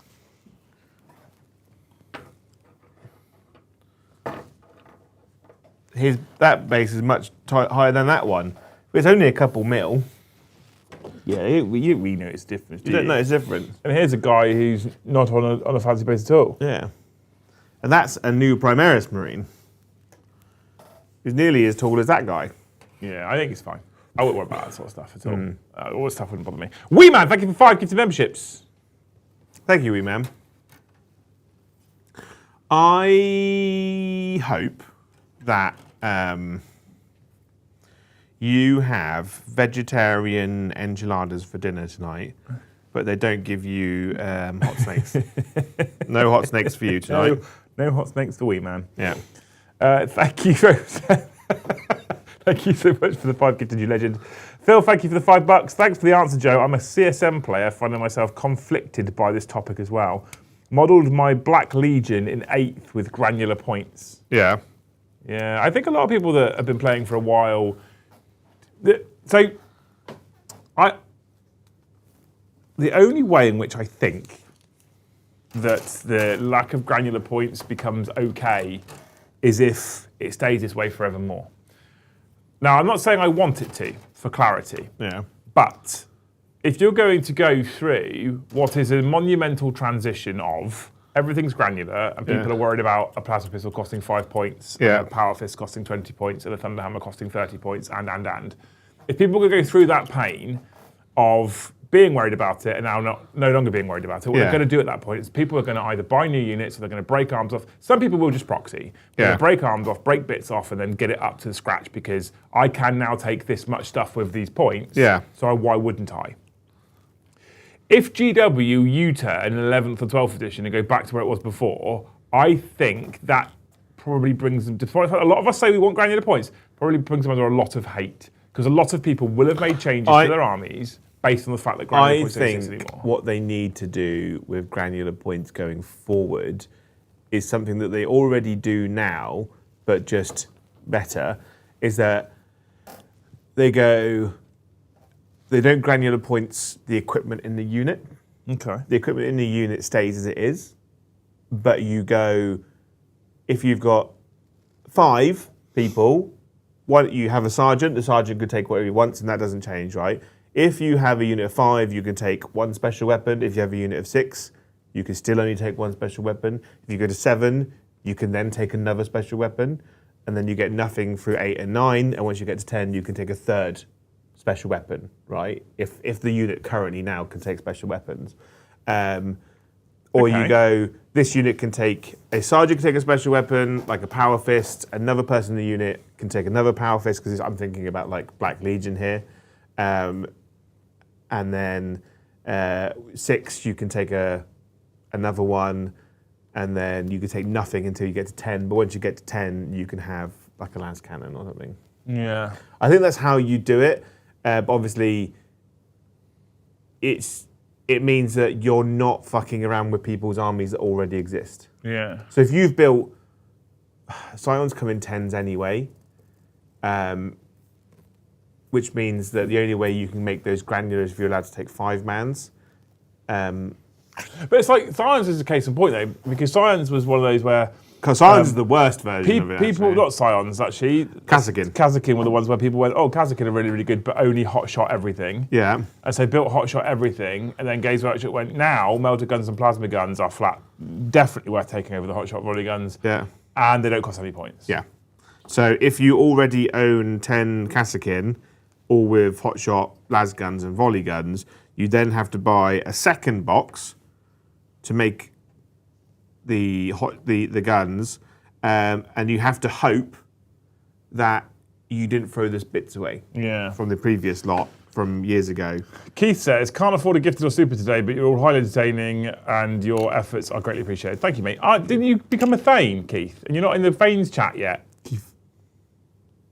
Have you not thought, did you want to join the chat? If Yeah, you want to join the chat, join the other weirdos. Because I think you were having issues with Discord today. If you can't get in Discord right now, then just ping me a message on email, which you can find on the about page of the channel, and we'll get you in there. But if you've become a Thane, you also don't have to worry about the fact that you can't. But in terms of granular points, though, armies are kind of heading in a direction now where there's no variation in units. Yeah. Like if you think about Necrons, right? Necrons have no special weapons. Do you think Tau have no special weapons? Do you think the perfect is Eldar? Specifically, aspect units.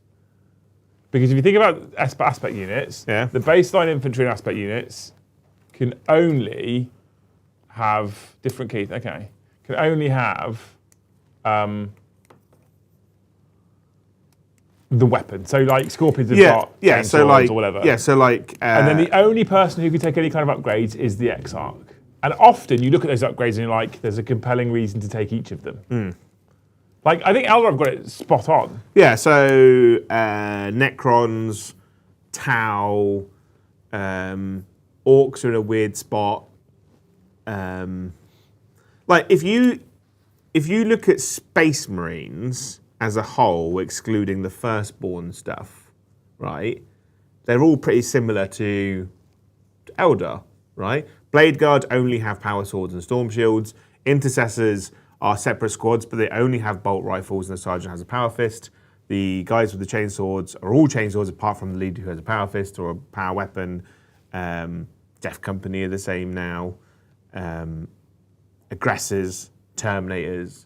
Space Marines are going down a route where there's not much variety inside units. So when you go granular on them, because currently we have granular points, but to the extreme of the Games Workshop knows how many points 5 are. Yeah. Right? They know how many points 10 are, but they don't allow you, because they've gone, this unit is 18 points a model, you pay for 18 times 5, and then if you want to increase the unit, it's 18 times 5 again, added together. Yeah. Right? So it's 180 points for 10. So why not go, 5 is 18, which means that 5 is however much 18 is times 5, and then you go, we just add 18 to that, and now you've got a 6-man unit. Maths with Joe. Yeah. Those points already exist. Yeah, they do. There's options in the app to add +1. It's because we're on the app, when you add models to a unit, you don't go like in Age of Sigmar, where you reinforce the unit, you press one number, and the points of the unit go up. you specifically have to add one at a time to get up to 10. I hadn't actually ever noticed that was the thing, but you're not wrong. Yeah. I'd never picked up on that. So the functionality already exists within the app. How bizarre. Okay. Thank you, Mr. the Limey Panda. Off topic, but what would you give for 40k breaches? They exist in town. As in Horus Heresy style Yeah, that's breach. what you mean. So I was on the wind-up. Or just a bolt gun and a shield. Maybe a bolt gun, chainsword and shield. So currently, I'd give absolutely nothing for 40k breaches, if I'm honest with you. And the reason why I'd give nothing for 40k breaches is because the idea of some kind of breaching weapon and a shield, like a bolt gun, is cool as shit. In Warhammer 40k, bolt guns are still dog turd. Well, you'd have to give them one of the new bolters, wouldn't you? Like an intercept, like a bolt rifle. It doesn't make sense that all bolt guns in 40k needs to be AP1. Yeah, agree. Straight away agree. Then it becomes slightly more compelling, I guess. Yeah, But even then, I wouldn't call it compelling. It's just slightly more compelling. because a breacher marine has a shield, right? What does that shield give you in rules terms? Because your options are +1 wound and your +1 save, or +1 wound, Or 4 up in them. or a 4-up in one. So then you've got a unit of 2 of. But I think you go +1 save basically makes them worse blade guard. No, +1 wound makes them, because you go to 3 wounds then, at which point they need to bigger base. I think maybe +1 save. So you go to a 2-up save with the shield. Yeah, but you have an invuln, so it's largely irrelevant. I don't know. A 2-up save is quite cool with it. Like if you go intercessors had a 2-up save, that would be crazy. Because a 2-up save is basically a 4-up invuln. To a point, yes. Would you rather be a 3-up save with a 4-up invuln or a 2-up armor save? That's not how we normally play. Would you rather? I know. I'd rather have a 3-up save with a 4-up invuln. No? I'd rather have a 2-up save. Because if I've got a 3-up save and a 4-up invuln, I get hit by a fucking multi-melter. Still got a 4-up invuln. Yeah, but they're not very common, are they? Most common weapons in the game are AP1 and AP2. If you're AP1 with a 3-up save, you go to a 4-up invuln. If you're a 2-up armor save and you get hit by AP1, you've still got a 3-up save. Yeah, but I'm a space marine, so I've also got access to armor of contempt. Yeah, but if you've got armor of contempt and you get hit by AP1 with a 2-up save, you've still got a 2-up save. Yeah, but I The 2-up save is better in every version. I don't think it is. It's not better against AP4. Yeah, which is super uncommon. It's not better against AP4. It's a fact. You're just being difficult now. I think if I had breaches in the game, I'd give them a 2-up save. It'd be a normal guy with a bolt gun and a chainsword and a 2-up save. Is how I'd do it. Done. The thing is, Because a 4-up save makes them too elite. But I'd want breaches to be an aggressive unit because they're breaching. But if you give them a shield, which gives them a 2-up save, they just go sit on their home objective in cover and go, cool, I stay here now. Like, that's not what a breacher is supposed to do. Well, no, because they push into the enemy. They wouldn't, would they? Because you've got fucking bolt guns. So if you're going to push into the enemy, you'll Yeah, but use if you've got a things like blade guard. chainsword, like what are assault intercessors don't sit on a home objective, do they? They go and charge into things. So, like, if someone said to me, your assault intercessor with 2-up armor save, I would just YOLO them everywhere. Yeah, but they're not going to have assault intercessor rules, are they? They might What do. makes assault intercessors good is they've got a large number of attacks, Yeah. and they get reroll wounds on objectives. Yeah, which is what a breacher does, because they're pushing onto objectives. They won't give the breaches those rules because it's just the same as assault intercessors. They won't make a unit in Space Marines that does the same thing as another unit in Space Marines. Like Grey Hunters, What about Grey Hunters? they have the exact same rule. But they're not assault intercessors, are they? They're assault intercessors with bolt guns. They're not. They are. They have chainswords, Yeah, right? and a bolt gun.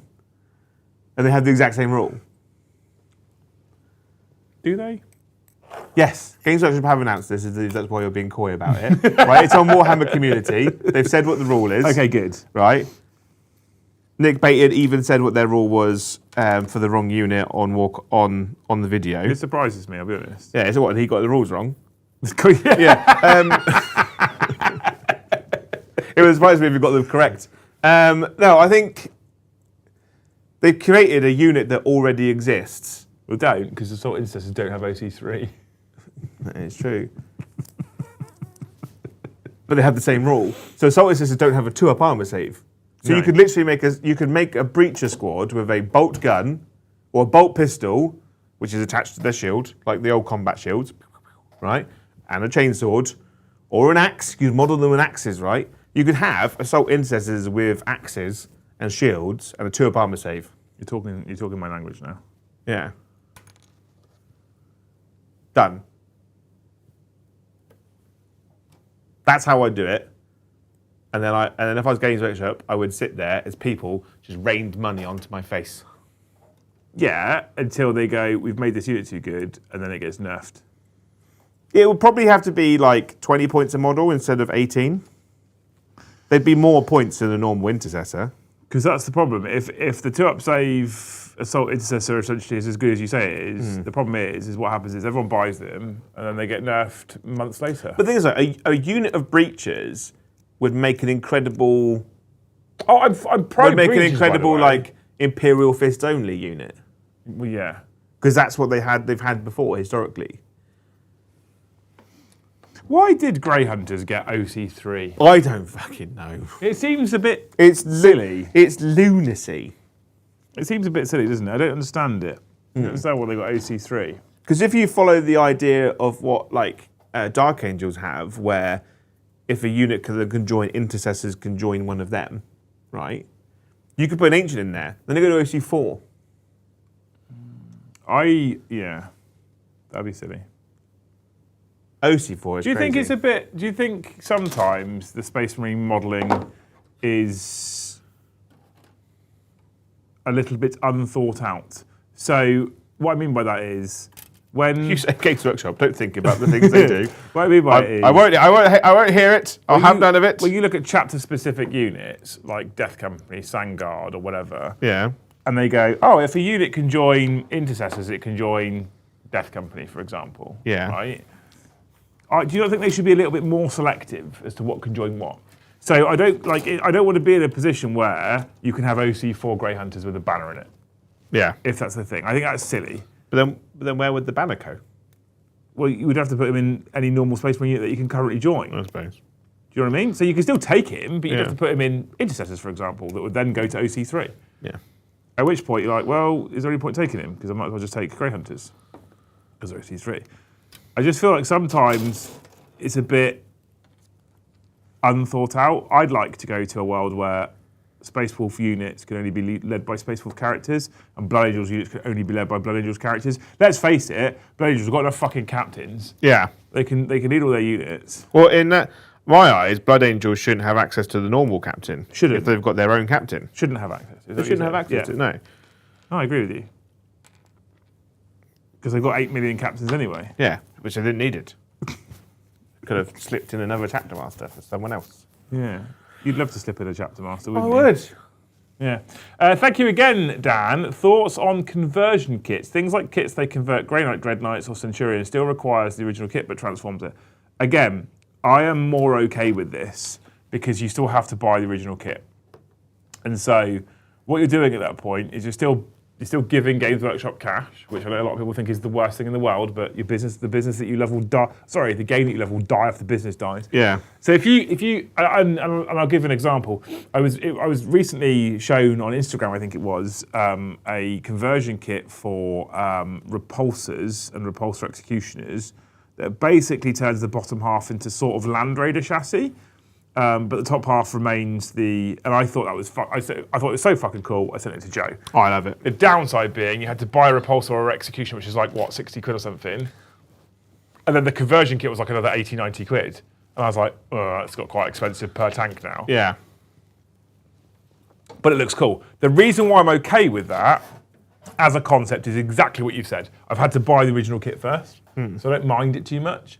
There's other things as well. Centurions and Centurion Devastators, I think, are some of the dumbest looking things I've ever seen in my life. So if I wanted to run them, and I had to buy the kit, but there was some bits I could buy that would mean I could modify them to look cool. Fucking Grey Knight baby carriers. There's conversion kits that turns them into like Redempted Dread type things. Yeah. Right? And that isn't the one that Games Workshop are releasing as your model update.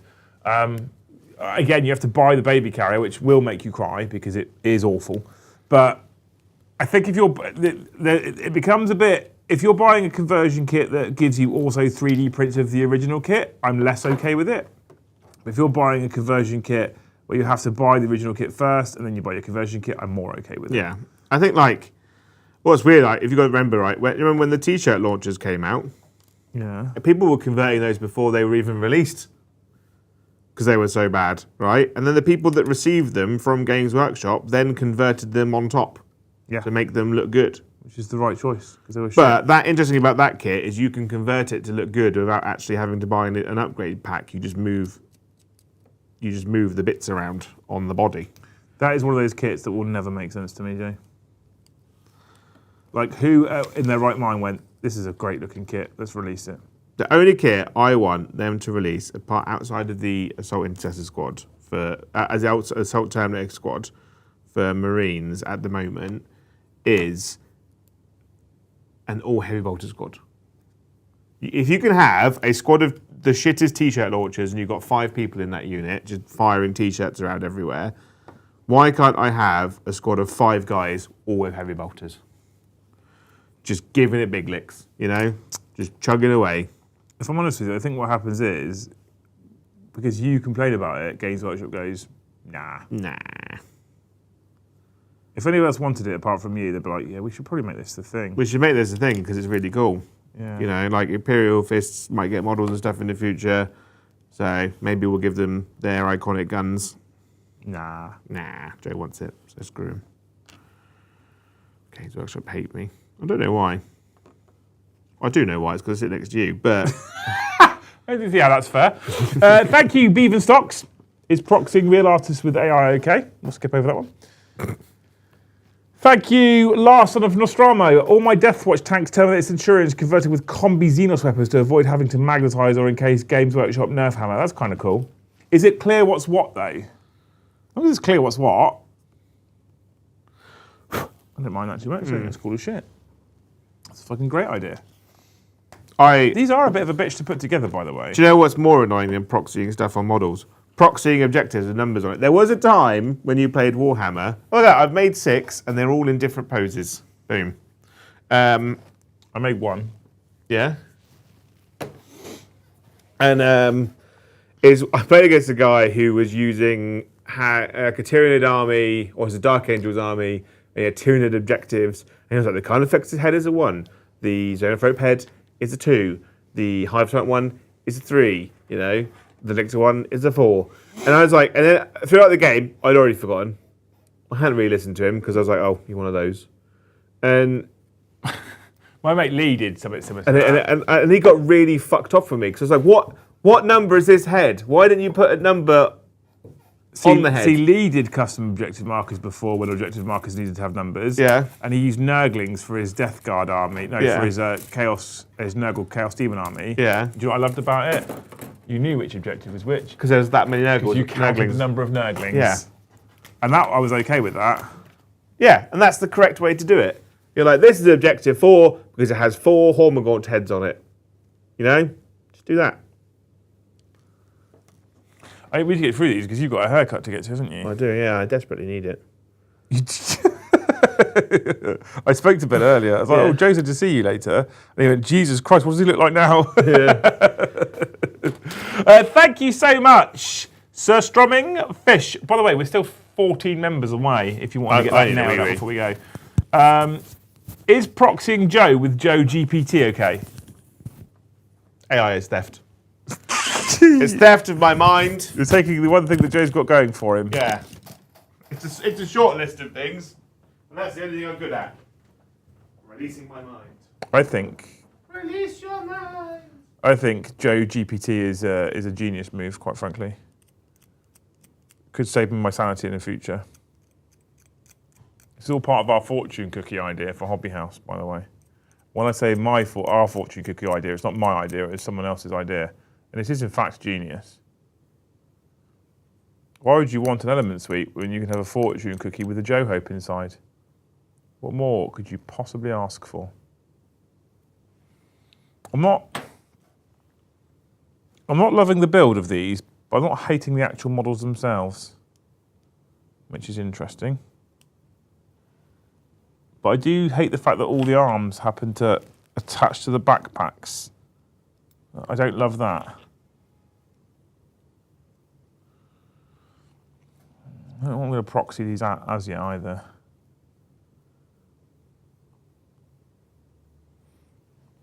So his head can go on like that. Get that left arm on first. I guess if I started doing claws for the first guy, I should do claws for all of these ones, shouldn't I? Boo. I suppose I have to. But I think I can just do his hand instead, which is cool. 39. 39.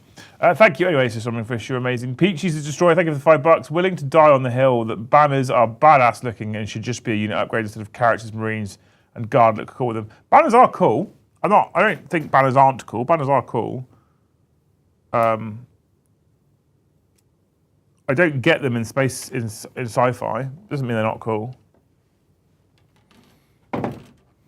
I think that every unit should have access. Like, I remember the old days when the old days, listen to me now, where your Space Marine sergeants would all have a back banner because you could. Joe loves the fucking back banner. And there was something beautiful about things like Azrael and stuff coming out with their big back banners on them. I thought it was really nice, a really nice touch. So I'm glad. I think it looks cool, but I question its actual need. Where's my microphone's on. That's the joy of microphones, then people can hear me. Yeah, it's almost like what they're designed for. No, I didn't mute it. You didn't. Hello. Mute it? Nice. I'm so glad they heard you take it all off and slam it down on the table. That was a horrible sound. Yeah. You've made that noise. That's the noise that all dads make on a Saturday morning when everyone's asleep. Just in the kitchen, banging drawers around. Blah, blah. Like none of them have smoked a day in their life, but they've all just got all the mucus. Anyway, I've just had a notification from eBay to say that my silver paint pens have arrived. You what? I ordered some pens that have paint in them. It's like a paintbrush pen, right? Like a Sharpie. That's a very different type of paint, you know. Have you used them before? Right. It'd be right. Okay. They're silver. Yes. The clue was when you said you ordered some silver paint pens, Joe. They look like paintbrushes, but... Peaches said, willing to die on the hill, that banners are badass looking and should just be a unit upgrade instead of characters. Yeah. Bring back banners. See? Exactly what I said. Literally what I said. Joe loves a back banner. Literally what I said. So Helldrake's coming soon. Oh, is that what they're waiting for? Yeah. Your silver paint pens? Yeah, because I'd be fucked if I'm actually using a paintbrush to paint all that trim on those stupid bloody bird things. That's why I ordered the pens. It'd be like whoop whoop whoop whoop whoop whoop done, you know? Right, okay. And then what I'll probably do is varnish them and then go over with an edge highlight of an actual proper paint over the top. You know? Because I'm not taking them to tournaments. Why not? Triple Helldrake meta for Joe. Well, I've only got 2. Don't buy me a 3rd. Well, chat haven't got to 100 members. So. I'd exchange it immediately. Where are we now? Where are you? Farmer George, thank you for the $5. You said no, Liam and Joe next Tuesday. What about Tuesday, just Joe's show, where he can become fully unhinged and let it all out with no one to stop him? If he knew how to go live... I can go live from home. I have the technology. Do you? I do. Do you? Got a computer, got a camera, got a microphone, Yeah? got myself, Yeah? got the internet. Yeah? Yeah. How do you go live to the channel then? I don't know, log in. Done. Joe on the internet. Yeah. What we might I do... used to do streams for another channel. Did you? Yeah. Yeah? Yeah. Yeah? Oh, he can't Look at anymore. him now. He can't anymore. All of his Warhammer's broken in the car. Don't know. Look, I too could do a course on how to make $1 million. Could you? Yeah. Yeah. It's not a great marketing strategy to try and get people to fund you by telling them that you've already made $1 million, is it? If you think about it. It's not the strongest... Okay, I can't carry anymore. Right, I've had this discussion with someone else. And I don't care anymore. if you tell someone, if you're like us, professional beggars, right, and we sit here and we go, please, rattle can. I don't want to say that, it's got a drink in it. But rattle the can. Imagine there's a can in my hand. Bang, bang, bang, bang, bang, right? And you're here begging, I'm so sad, like a poorly made Oxfam video, right? With AI. Right? If you then tell people, I've made $1 million, Yeah. right? What are the chances of people then giving you money? Yeah. Why do I, someone who works potentially a minimum wage job, right? I'm sat here. I can't pay my rent. This is hypothetical. This isn't me. I can pay my rent, but I don't have $1 million. But right, so someone's got a normal job. They're paying their bills. They've got a tiny bit of expendable income. This has really annoyed you, isn't it? Why would you then why would I then give my money to a millionaire? I am fully aware that we're still begging on the internet. We are, yes. But it's just like... And I won't stop, damn it! I won't stop! You know? It's like... It's kind... Do you know what it reminds me of? Do you remember when Oprah and The Rock asked people to donate money? No. For is it the Haiti fund? Because they had those fires, Oh, didn't yeah, they, right? yeah. Wasn't Haiti like an earthquake or something? It was like an earthquake and a fire, right? Like lots of flooding. It was really, really bad, right? The only two people's houses on that island that weren't completely fucked were the Rocks and Oprah's, right? Because all the fire brigade and all the help went to their estates and didn't help all the poor people, right? Is that true? Yeah. No, People were like, why were millionaires asking people to donate money when the amount of money that was donated was less than what like The Rock makes in just making one film? Yeah. I feel like if you're in our kind of community, in our kind of size, gobbling off about how much money you've made in direct to customer sales is probably a pretty poor move. Yeah. Look at all these people I've mugged off in the past. Please give me more money. Yeah. Also, like, when you think you want to provide a service and a product and... Also, Joe, you can just go on Company's House and look at their financials and go, that's bullshit. You but maybe added it up over 5 years, which is also not a brag. If your company's only made $1 million in 5 years... It's a relatively reasonable brag. Yeah, but it's like saying... 200 grand a year is reasonable, mate. It's quite high. Yeah, for an entire company that has staff. Well, that's the problem, isn't it? Because DTC, direct customer sales, doesn't give you a true picture. This is not helping us get unblocked, by the way. I could give a fuck, quite frankly, nowadays. Yeah. But it doesn't give you a true picture, because if you've made £1 million in a year as any company, but to operate and make that £1 million, it's cost you £999,999. Do you think it also included the £200,000 to £300,000 that people just donated him to help him open a studio? Yeah. My YouTube business is going so well, I need you to give me loads of money to build my studio. Yeah. By the way, I'm a millionaire. Yeah. By the way, you can have 6.5 grams worth of a succulent Chinese meal. Our numbers are going to drop soon too. We're basically Bitches.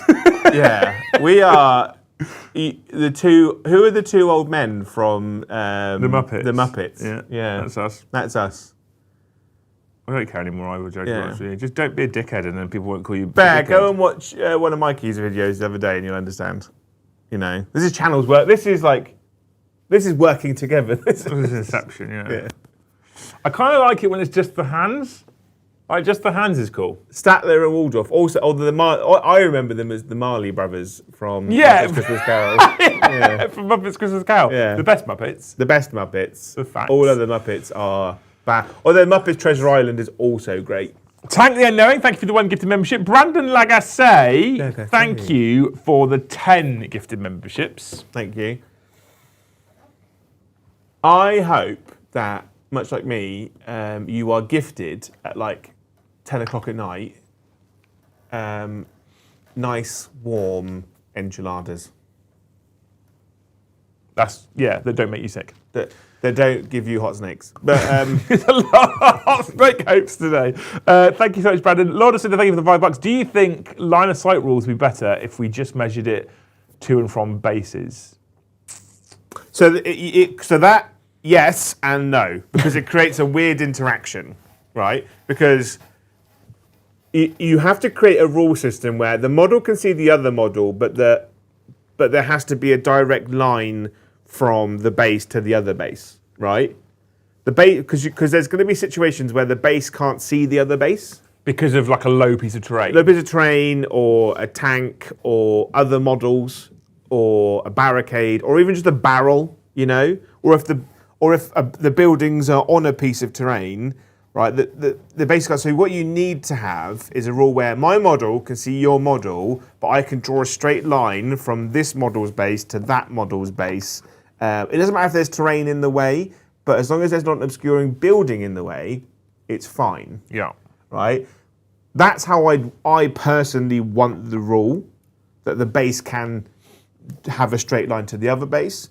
But the problem is it then creates a lot of wording that Games Workshop has to write. Yeah. And not make it sound mental without doing an entire paragraph. Because then people will go, oh, simplified, not simple. Because someone will find a way of complaining about it. But I think that's the best way of doing it, because things like, so this guy here, his bolt pistol is going over his base, but the base is supposed to represent the coverage of the model on the table. Yeah. Yeah. Because we do combat base to base, not sword point to banner section, right? The problem is when you've got like a low, I haven't got an example here, when you've got a low piece of terrain that's like that tall, people go, well, you can't draw a line. Like, well, no, of course, but, you know, I can. I know you can't, and people, the reason why the rules are a bit messy, and the reason why we have things like true line of sight, etc., is because people is the problem, ultimately. Yeah. Gamey dickheads are the problem. Anyway, thank you so much for that, you legend. Thank you so much, Celt95, for becoming a Heresy tier member all by himself. Thank you very much. Choosing to become a member all by yourself. I have not made £1 million, ever. No? Just so you know. Not in your entire lifetime? In my entire lifetime, I probably... Including pocket money, paper round, Christmas maybe? presents. Yeah. Maybe. I don't No. think so. No. I don't even think I'm a third of the way. No, I don't think I'm that close, actually. 10 years in the army was... Well, it got me to like 300. Yeah. Fucking hell. That's depressing, So isn't that's it? a raw deal when some of those boys those people get shot. Thank you so much, Live Panel, for the 2. Daddy John isn't angry about Angron anymore, obviously, with the 50 gifted. Thank you, John. And the orange one, you're a legend. Cray, thank you for the 5 gifted memberships. Thank you, Cray. I'm speeding through it now because I'm conscious of your haircut. I hope that you are given a crate of Bishop's Finger by an actual bishop. Right, okay. Yeah. You want a bishop to give him his finger? Yeah. Nice.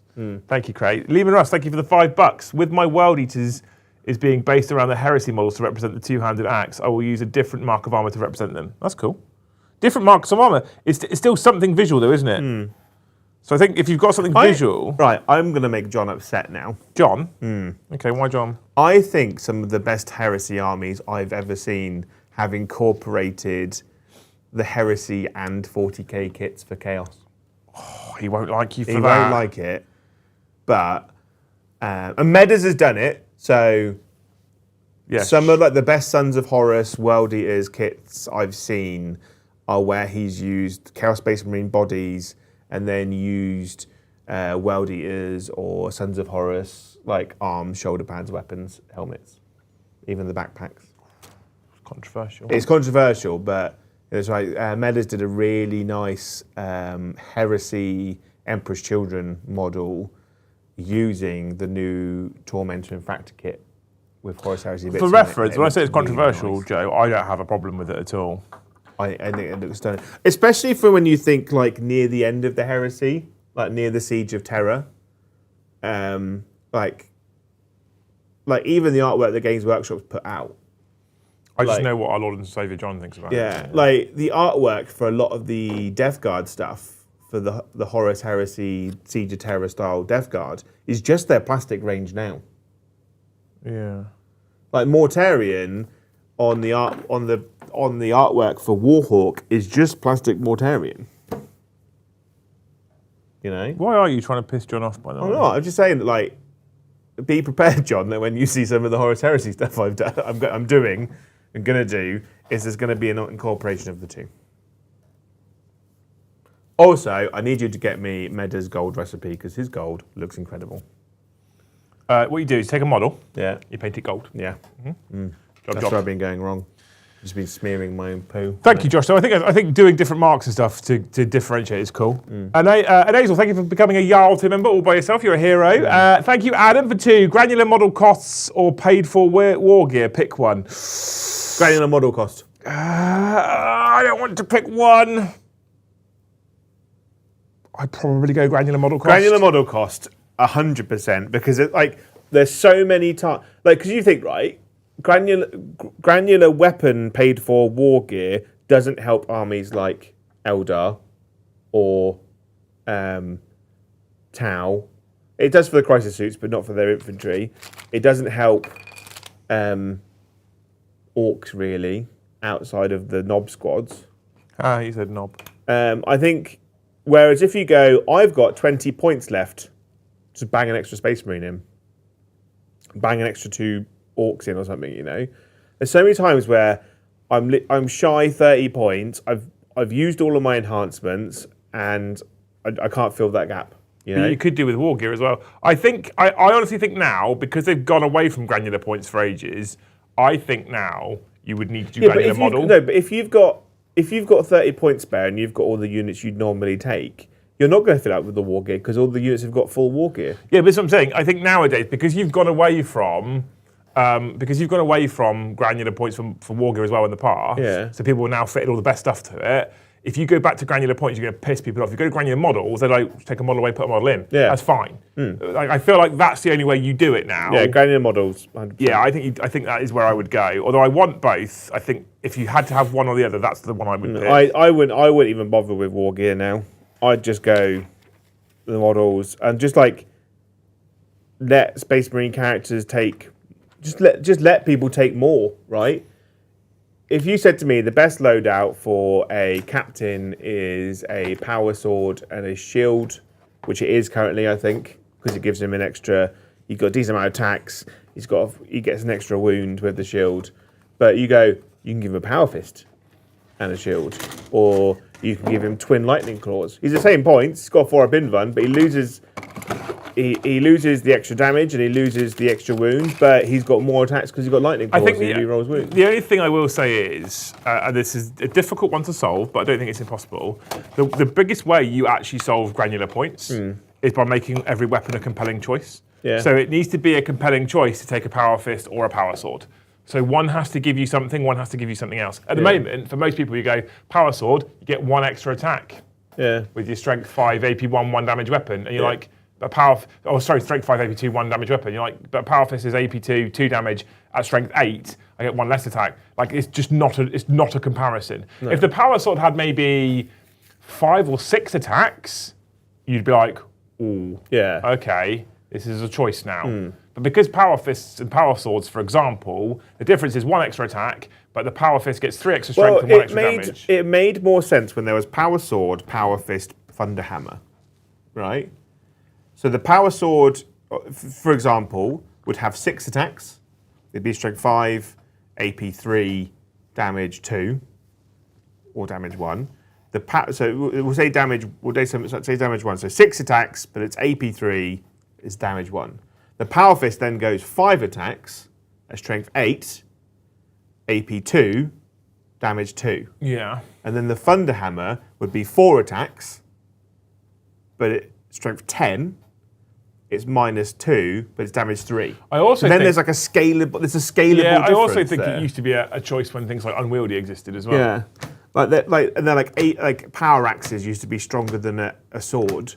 Yeah. But it had a lower AP. I think there's a possibility that in 2 editions' time as well, the counts as conversation around weapons and loadouts is going to be less prevalent because some people over the next 2 editions will just replace their models that don't have the right weapons with the right weapons. Yeah, that's just probably going to happen. It just happens. So I think honestly, I'd probably agree with Joe. I think I'd go for granular model cost. And then finally, Wicktail, thank you so much for 5 gifted memberships. I'm you wonderful human being. Thank you. We tell ambulance driver, nurse. No, that's Xylate, isn't it? I don't know. I hope, Wicktail, that when you go down to the woods today, you are in for a surprise. There is a group of bears having a tea party. Right. Okay. And they don't kill you. Yeah. Okay. And they invite, and they say that you come and join their tea party. And they provide food that humans can eat, because you don't want to sit there eating bark, because that's shit. They would have honey, though, which is good. You know? Yeah, it's good. Yeah. You people are incredible. You've been amazing. So I hope you've enjoyed the conversation around proxying and stuff. Sometimes when there's not a lot to talk about in the world of Warhammer 40k, we just have to kind of come up with these random conversations. So hopefully you've enjoyed the chat anyway. You're amazing. We do have a live game of 40k tonight at 7:30. We've got Death Guard versus Orcs. Joe's actually going to run the Death Guard. I wanted a Death Guard. Because all Terminators. Because all Terminators. It's a Terminator detachment, and I was like, I want to do it. I want to take it. I was in here. I did have to change my list, though, because I put it into the group, and they were like, ooh. So I was in here for 5 minutes before Joe was like, do you not want to play Death Guard tonight? And I was like, it's the Terminator detachment, Joe. Would you like to play it? He's like, he then put a list in the group chat, and the first thing Tom said to him was, what's Brom done to deserve this? So we've had to tone it down a little bit. It was a bit much. It was a bit much. It was a bit much. It would be a quick game. You guys have been amazing today. You've smashed super target. Yeah. You've smashed the like target with nearly 200 likes on the stream. Thank you so much to the 330 people watching. It is free. If you have enjoyed the show, please smash that like button. The algorithm's starting to work for us. The sub numbers are starting to pick up. I appreciate you all. You're all amazing human beings. We did get to 91 members, which means your target tonight is just a measly 109. And there should be an After Dark show tomorrow night at 8:30. But Joe and I tomorrow are in, not Warminster, in Chippenham at Tabletop Tactics for a 2-game, 1-day event. Gonna go test out them. Wicktail is not the opposite of a nurse, she's a tattoo artist. Yes, yeah. I've seen some of her designs. Yeah? Follow her on Instagram. Are they good? Yeah? Yeah? Yeah. Do you do Warhammer ones? I'd love to get you to do have one just below your eye. Just always like a gang tattoo? Yeah. Yeah. Of like a left nut. Oh, not like... You're not going to brand me with the channel logo. I'm branded with the channel logo. It's on my leg. Yeah? Yeah. Yeah, but I thought the idea was you made your staff get branded. Would you with have the channel logo on you somewhere? It's You can't. You have to say no, Joe. You have to say no. Getting the channel logo on me would be tragic. I've not got a tattoo. Have you not? No, I very nearly got a tattoo about 5-6 years ago, and I'd paid most of it off before I got it, and then my car broke down, and I had to do the walk of shame to the tattoo place and be like, "Can I have my money back, please? I need to fix my car." What would you have as a tattoo? At the time, I'd planned. It was based because I had to do loads of collections from a place in London, which had loads of It was like across the road from where they have loads of the Hercules statues. So I was going to have Hercules with the trials of Hercules. So he'd have the lion, and it'd have the horses and the stables and stuff. I thought that was really, really cool. So because it was all deep and meaningful. I've got through life, the trials of living through life. You know, I'm still here. I've always liked the idea of getting a Warhammer one. You know, My Eldar one is fucking cool. I don't know what Warhammer one I'd get. Part of me would want. I'd want it. I kind of if I was not that I ever take my clothes off at the beach, because that's unfair on Peter, you know, nice PCA, they get confused. But I don't know, I think I'd want it generic enough that people would be like, "Oh, that's a cool tattoo," without going, "That's Warhammer. You're a nerd." I want to get a Space Wolf now. I think an AOS one would be cool. Full Space Wolf Yeah, now. like a witch hunter. Yeah. Me and my partner were talking about getting matching, like deer ones. There's a word for that. I can't say it on stream. I got told off for saying it. But like I'd have like a female deer, and she'd have the female one. You know, a doe, a deer, a female deer. Free. Yeah. Go very Von Traps then. Right. Anyway, yes. So we have got that live game tonight. Oh, and someone asked about. I saw someone mention when are we going to get the Death Guard, the beasts of Nurgle.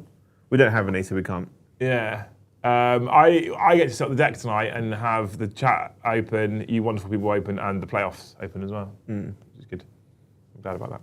So there is, like I said, there is a live game tonight at 7:30. We have got an After Dark show tomorrow after my experience at Tabletop Tactics with people like the Lawrence. I assume he's going to be there tomorrow anyway, I don't know. It'd be very Lawrence to put a Tabletop Tactics event on and not be there. So we then, at that point, this is what I was talking about. I remember where I brought it back up again now. At that point, I go for a little break. And it's looking likely that this channel will then be back on Wednesday because we don't have enough people to play on Tuesday. What we might do, !VAG in chat right now. Every single person, click the link, go hit subscribe, and you'll see Joe and I probably back on Tuesday with some VAG action. I want Arc Raiders to come out. Though. That's really I do, that looks good as well. So look out for that on Tuesday. Can we play Gears of War when it comes out? If it's very Space Marine, I don't... It's not, it's Gears of War. Yeah, the principle of the game mechanics is very similar. It's not though. It's not. Because you've got a chain sword on your gun. Right. so different. You use your gun to chop people up.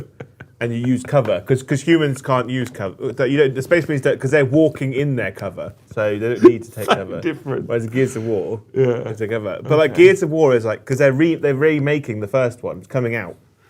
And I can't wait. And it's crossplay. You see the trailer? Did you see the second trailer for Grand Theft Auto 6? No, I couldn't give less of a shit. Oh my god, Joe, it looks so good. I have zero hype for Grand Theft Auto. It has tempted me to purchase a console, which might make you more happy when we play Warzone.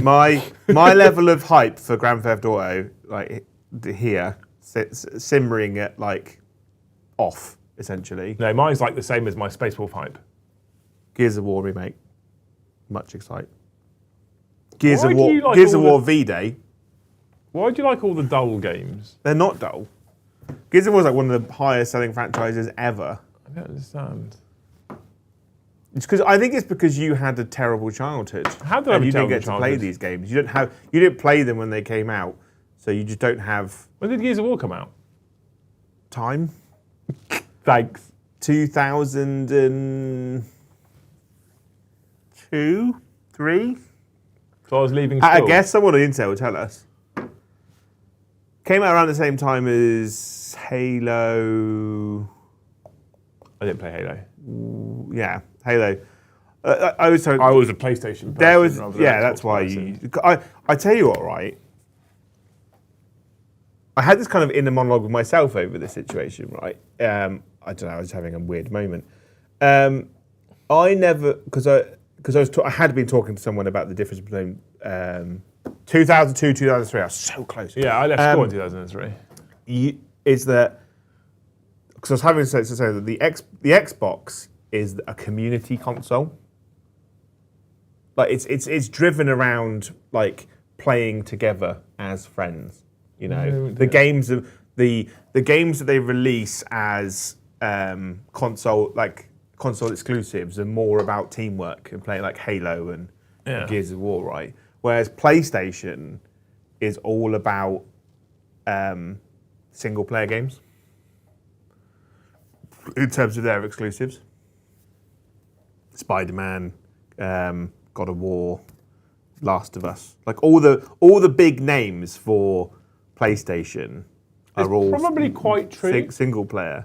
I had a PlayStation for a while, and I hated it because I couldn't play with my friends. There's online capability, and there is a friends system built into the PlayStation. I've had a PlayStation 1, 2, 3, 4, and 5, and I've spent lots of time playing with friends. But I feel like... Bro, I dread to think the amount of hours Brom and I put into Bad Company 2, Battlefield 3 and 4. Yeah. Like, insane amounts of hours. I had PlayStation 1, 2... But then Battlefield's a game that's also on Xbox, to be fair. Yeah, like... It's not exclusive. But what's interesting is that Xbox now, a lot of its exclusives are now going onto PlayStation. So like Gears of War is all rumour going that across. Halo's going onto PlayStation. Yeah. I'd never played Halo. PlayStation's like, no, you can't have Spider-Man. He belongs to me. I can't comment on Halo or whether Halo's boring because I've never actually played Halo. I played a bit of early Gears of War. I didn't enjoy I it. remember going around my mate's house because we found the friend with the biggest house, and then like 12 of us would turn up and we'd have a LAN party and we'd have like Xboxes in different rooms. Oh, I've done that. LAN party type stuff, yeah. So good. We did that. We used to have a LAN parties in the block for one of the Far Cry games you could play multiplayer on as well. That was fucking good fun. But I can't talk about Halo because I've not played Halo, so I don't know if that's any good. Yeah. I played a bit of Gears of War. Halo is on PC. I really didn't like Gears of War at all, to be fair. I remember I'd go around my mate's house because I didn't have a 360 at the time, and we'd sneak into his brother's room and play Gears of War. You loved it. It was so good. I found it quite dull. And he'd come from work, and he'd beat his brother. But this is me. I ran. I ran fast. I was so much more slippery those days. This is one of the beauties about tastes in games in general, though, right? Because one person's trash is another man's treasure. I love Gears of War. I love Space Marine 2. Space Marine 2 is just magical. I love it. Found it so. I said this last night on the stream because we did a lot of video game talk last night actually.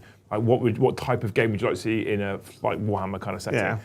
And I was like, Space Marine 2, playing the campaign through with you and Josh was an incredible experience. Yeah. It was great.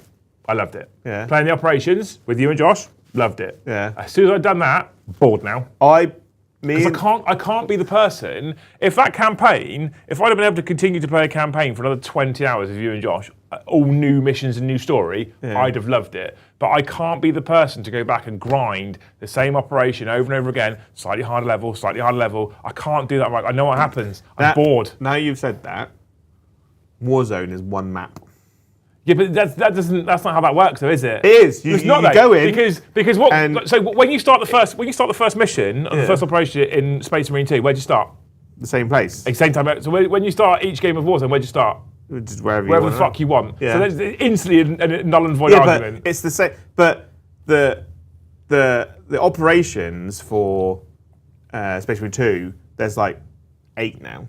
Right, so you can play through at difficult. Like right, that when you land into Warzone, you can get clapped and then lose anyway. You just go for a vicious cycle.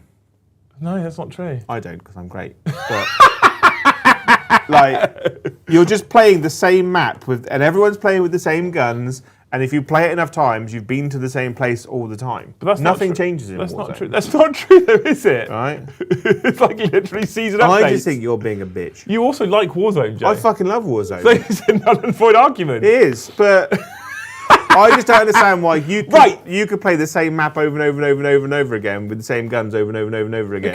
Because it's not. That's not how it works. It's the same map. You're right. It's the same map, but you don't go to the same places. You don't have the same experience. You don't go to like Dam and then you're instantly facing the same team that you face every time you go to Dam. That's not how that works. You do.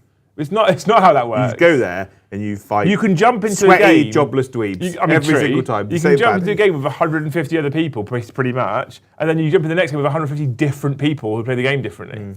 Stroming first disagrees with me. We used to play GoldenEye on a 21-inch CRT with beer coasters covering the radars. That is fucking peak. Yeah. I remember arguments with my friends on playing split screen. And like, you're looking at my screen.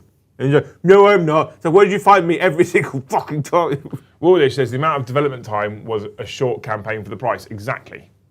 People also forgetting the Warzone was completely fucking free. But it's also the reason why it's got such a terrible anti-cheat. Yeah, it has. Have you seen the update about that recently? I'll talk to you about that as we drive to the barbers. So we need to go because you said I need to stop waffling on. Yeah, this is your fault. How? I messaged him the other day, so we can't be late. I've got a haircut. Don't waffle on like you always do. Hopefully you guys have enjoyed the show. Like I said, we're back tonight at 7:30 with. Oh, by the way, Datsun, thank you so much for the $5 legend. Thank you. I remember lots of arguments with friends and sibling about stop looking at my screen. Stop looking. You know where I am. Stop looking at Stop looking at my penis. My kids still do it to this day. Yeah. So they play split screen fucking Fortnite, and there's like custom game modes, and my youngest is terrible for looking. Just literally like, oh, he's up there, and off he goes and finds him. So yeah, it still happens to this day. You don't have to be old for that. Although a 21-inch CRT that's different. Thank you so much for watching. I hope you enjoyed the show. If you have, make sure you smash that like button. We've gone over 200 likes now. Thank you so much. 91 members is incredible as well. If you have been gifted a membership, make sure you get yourself in Discord. We'll probably continue the discussion when we go to Ben's because he likes playing games as well. Thank you so much for watching, you wonderful human beings. Hopefully we'll see you tonight at 7:30. If not, we'll see you in the next one. Bye, have a wonderful time.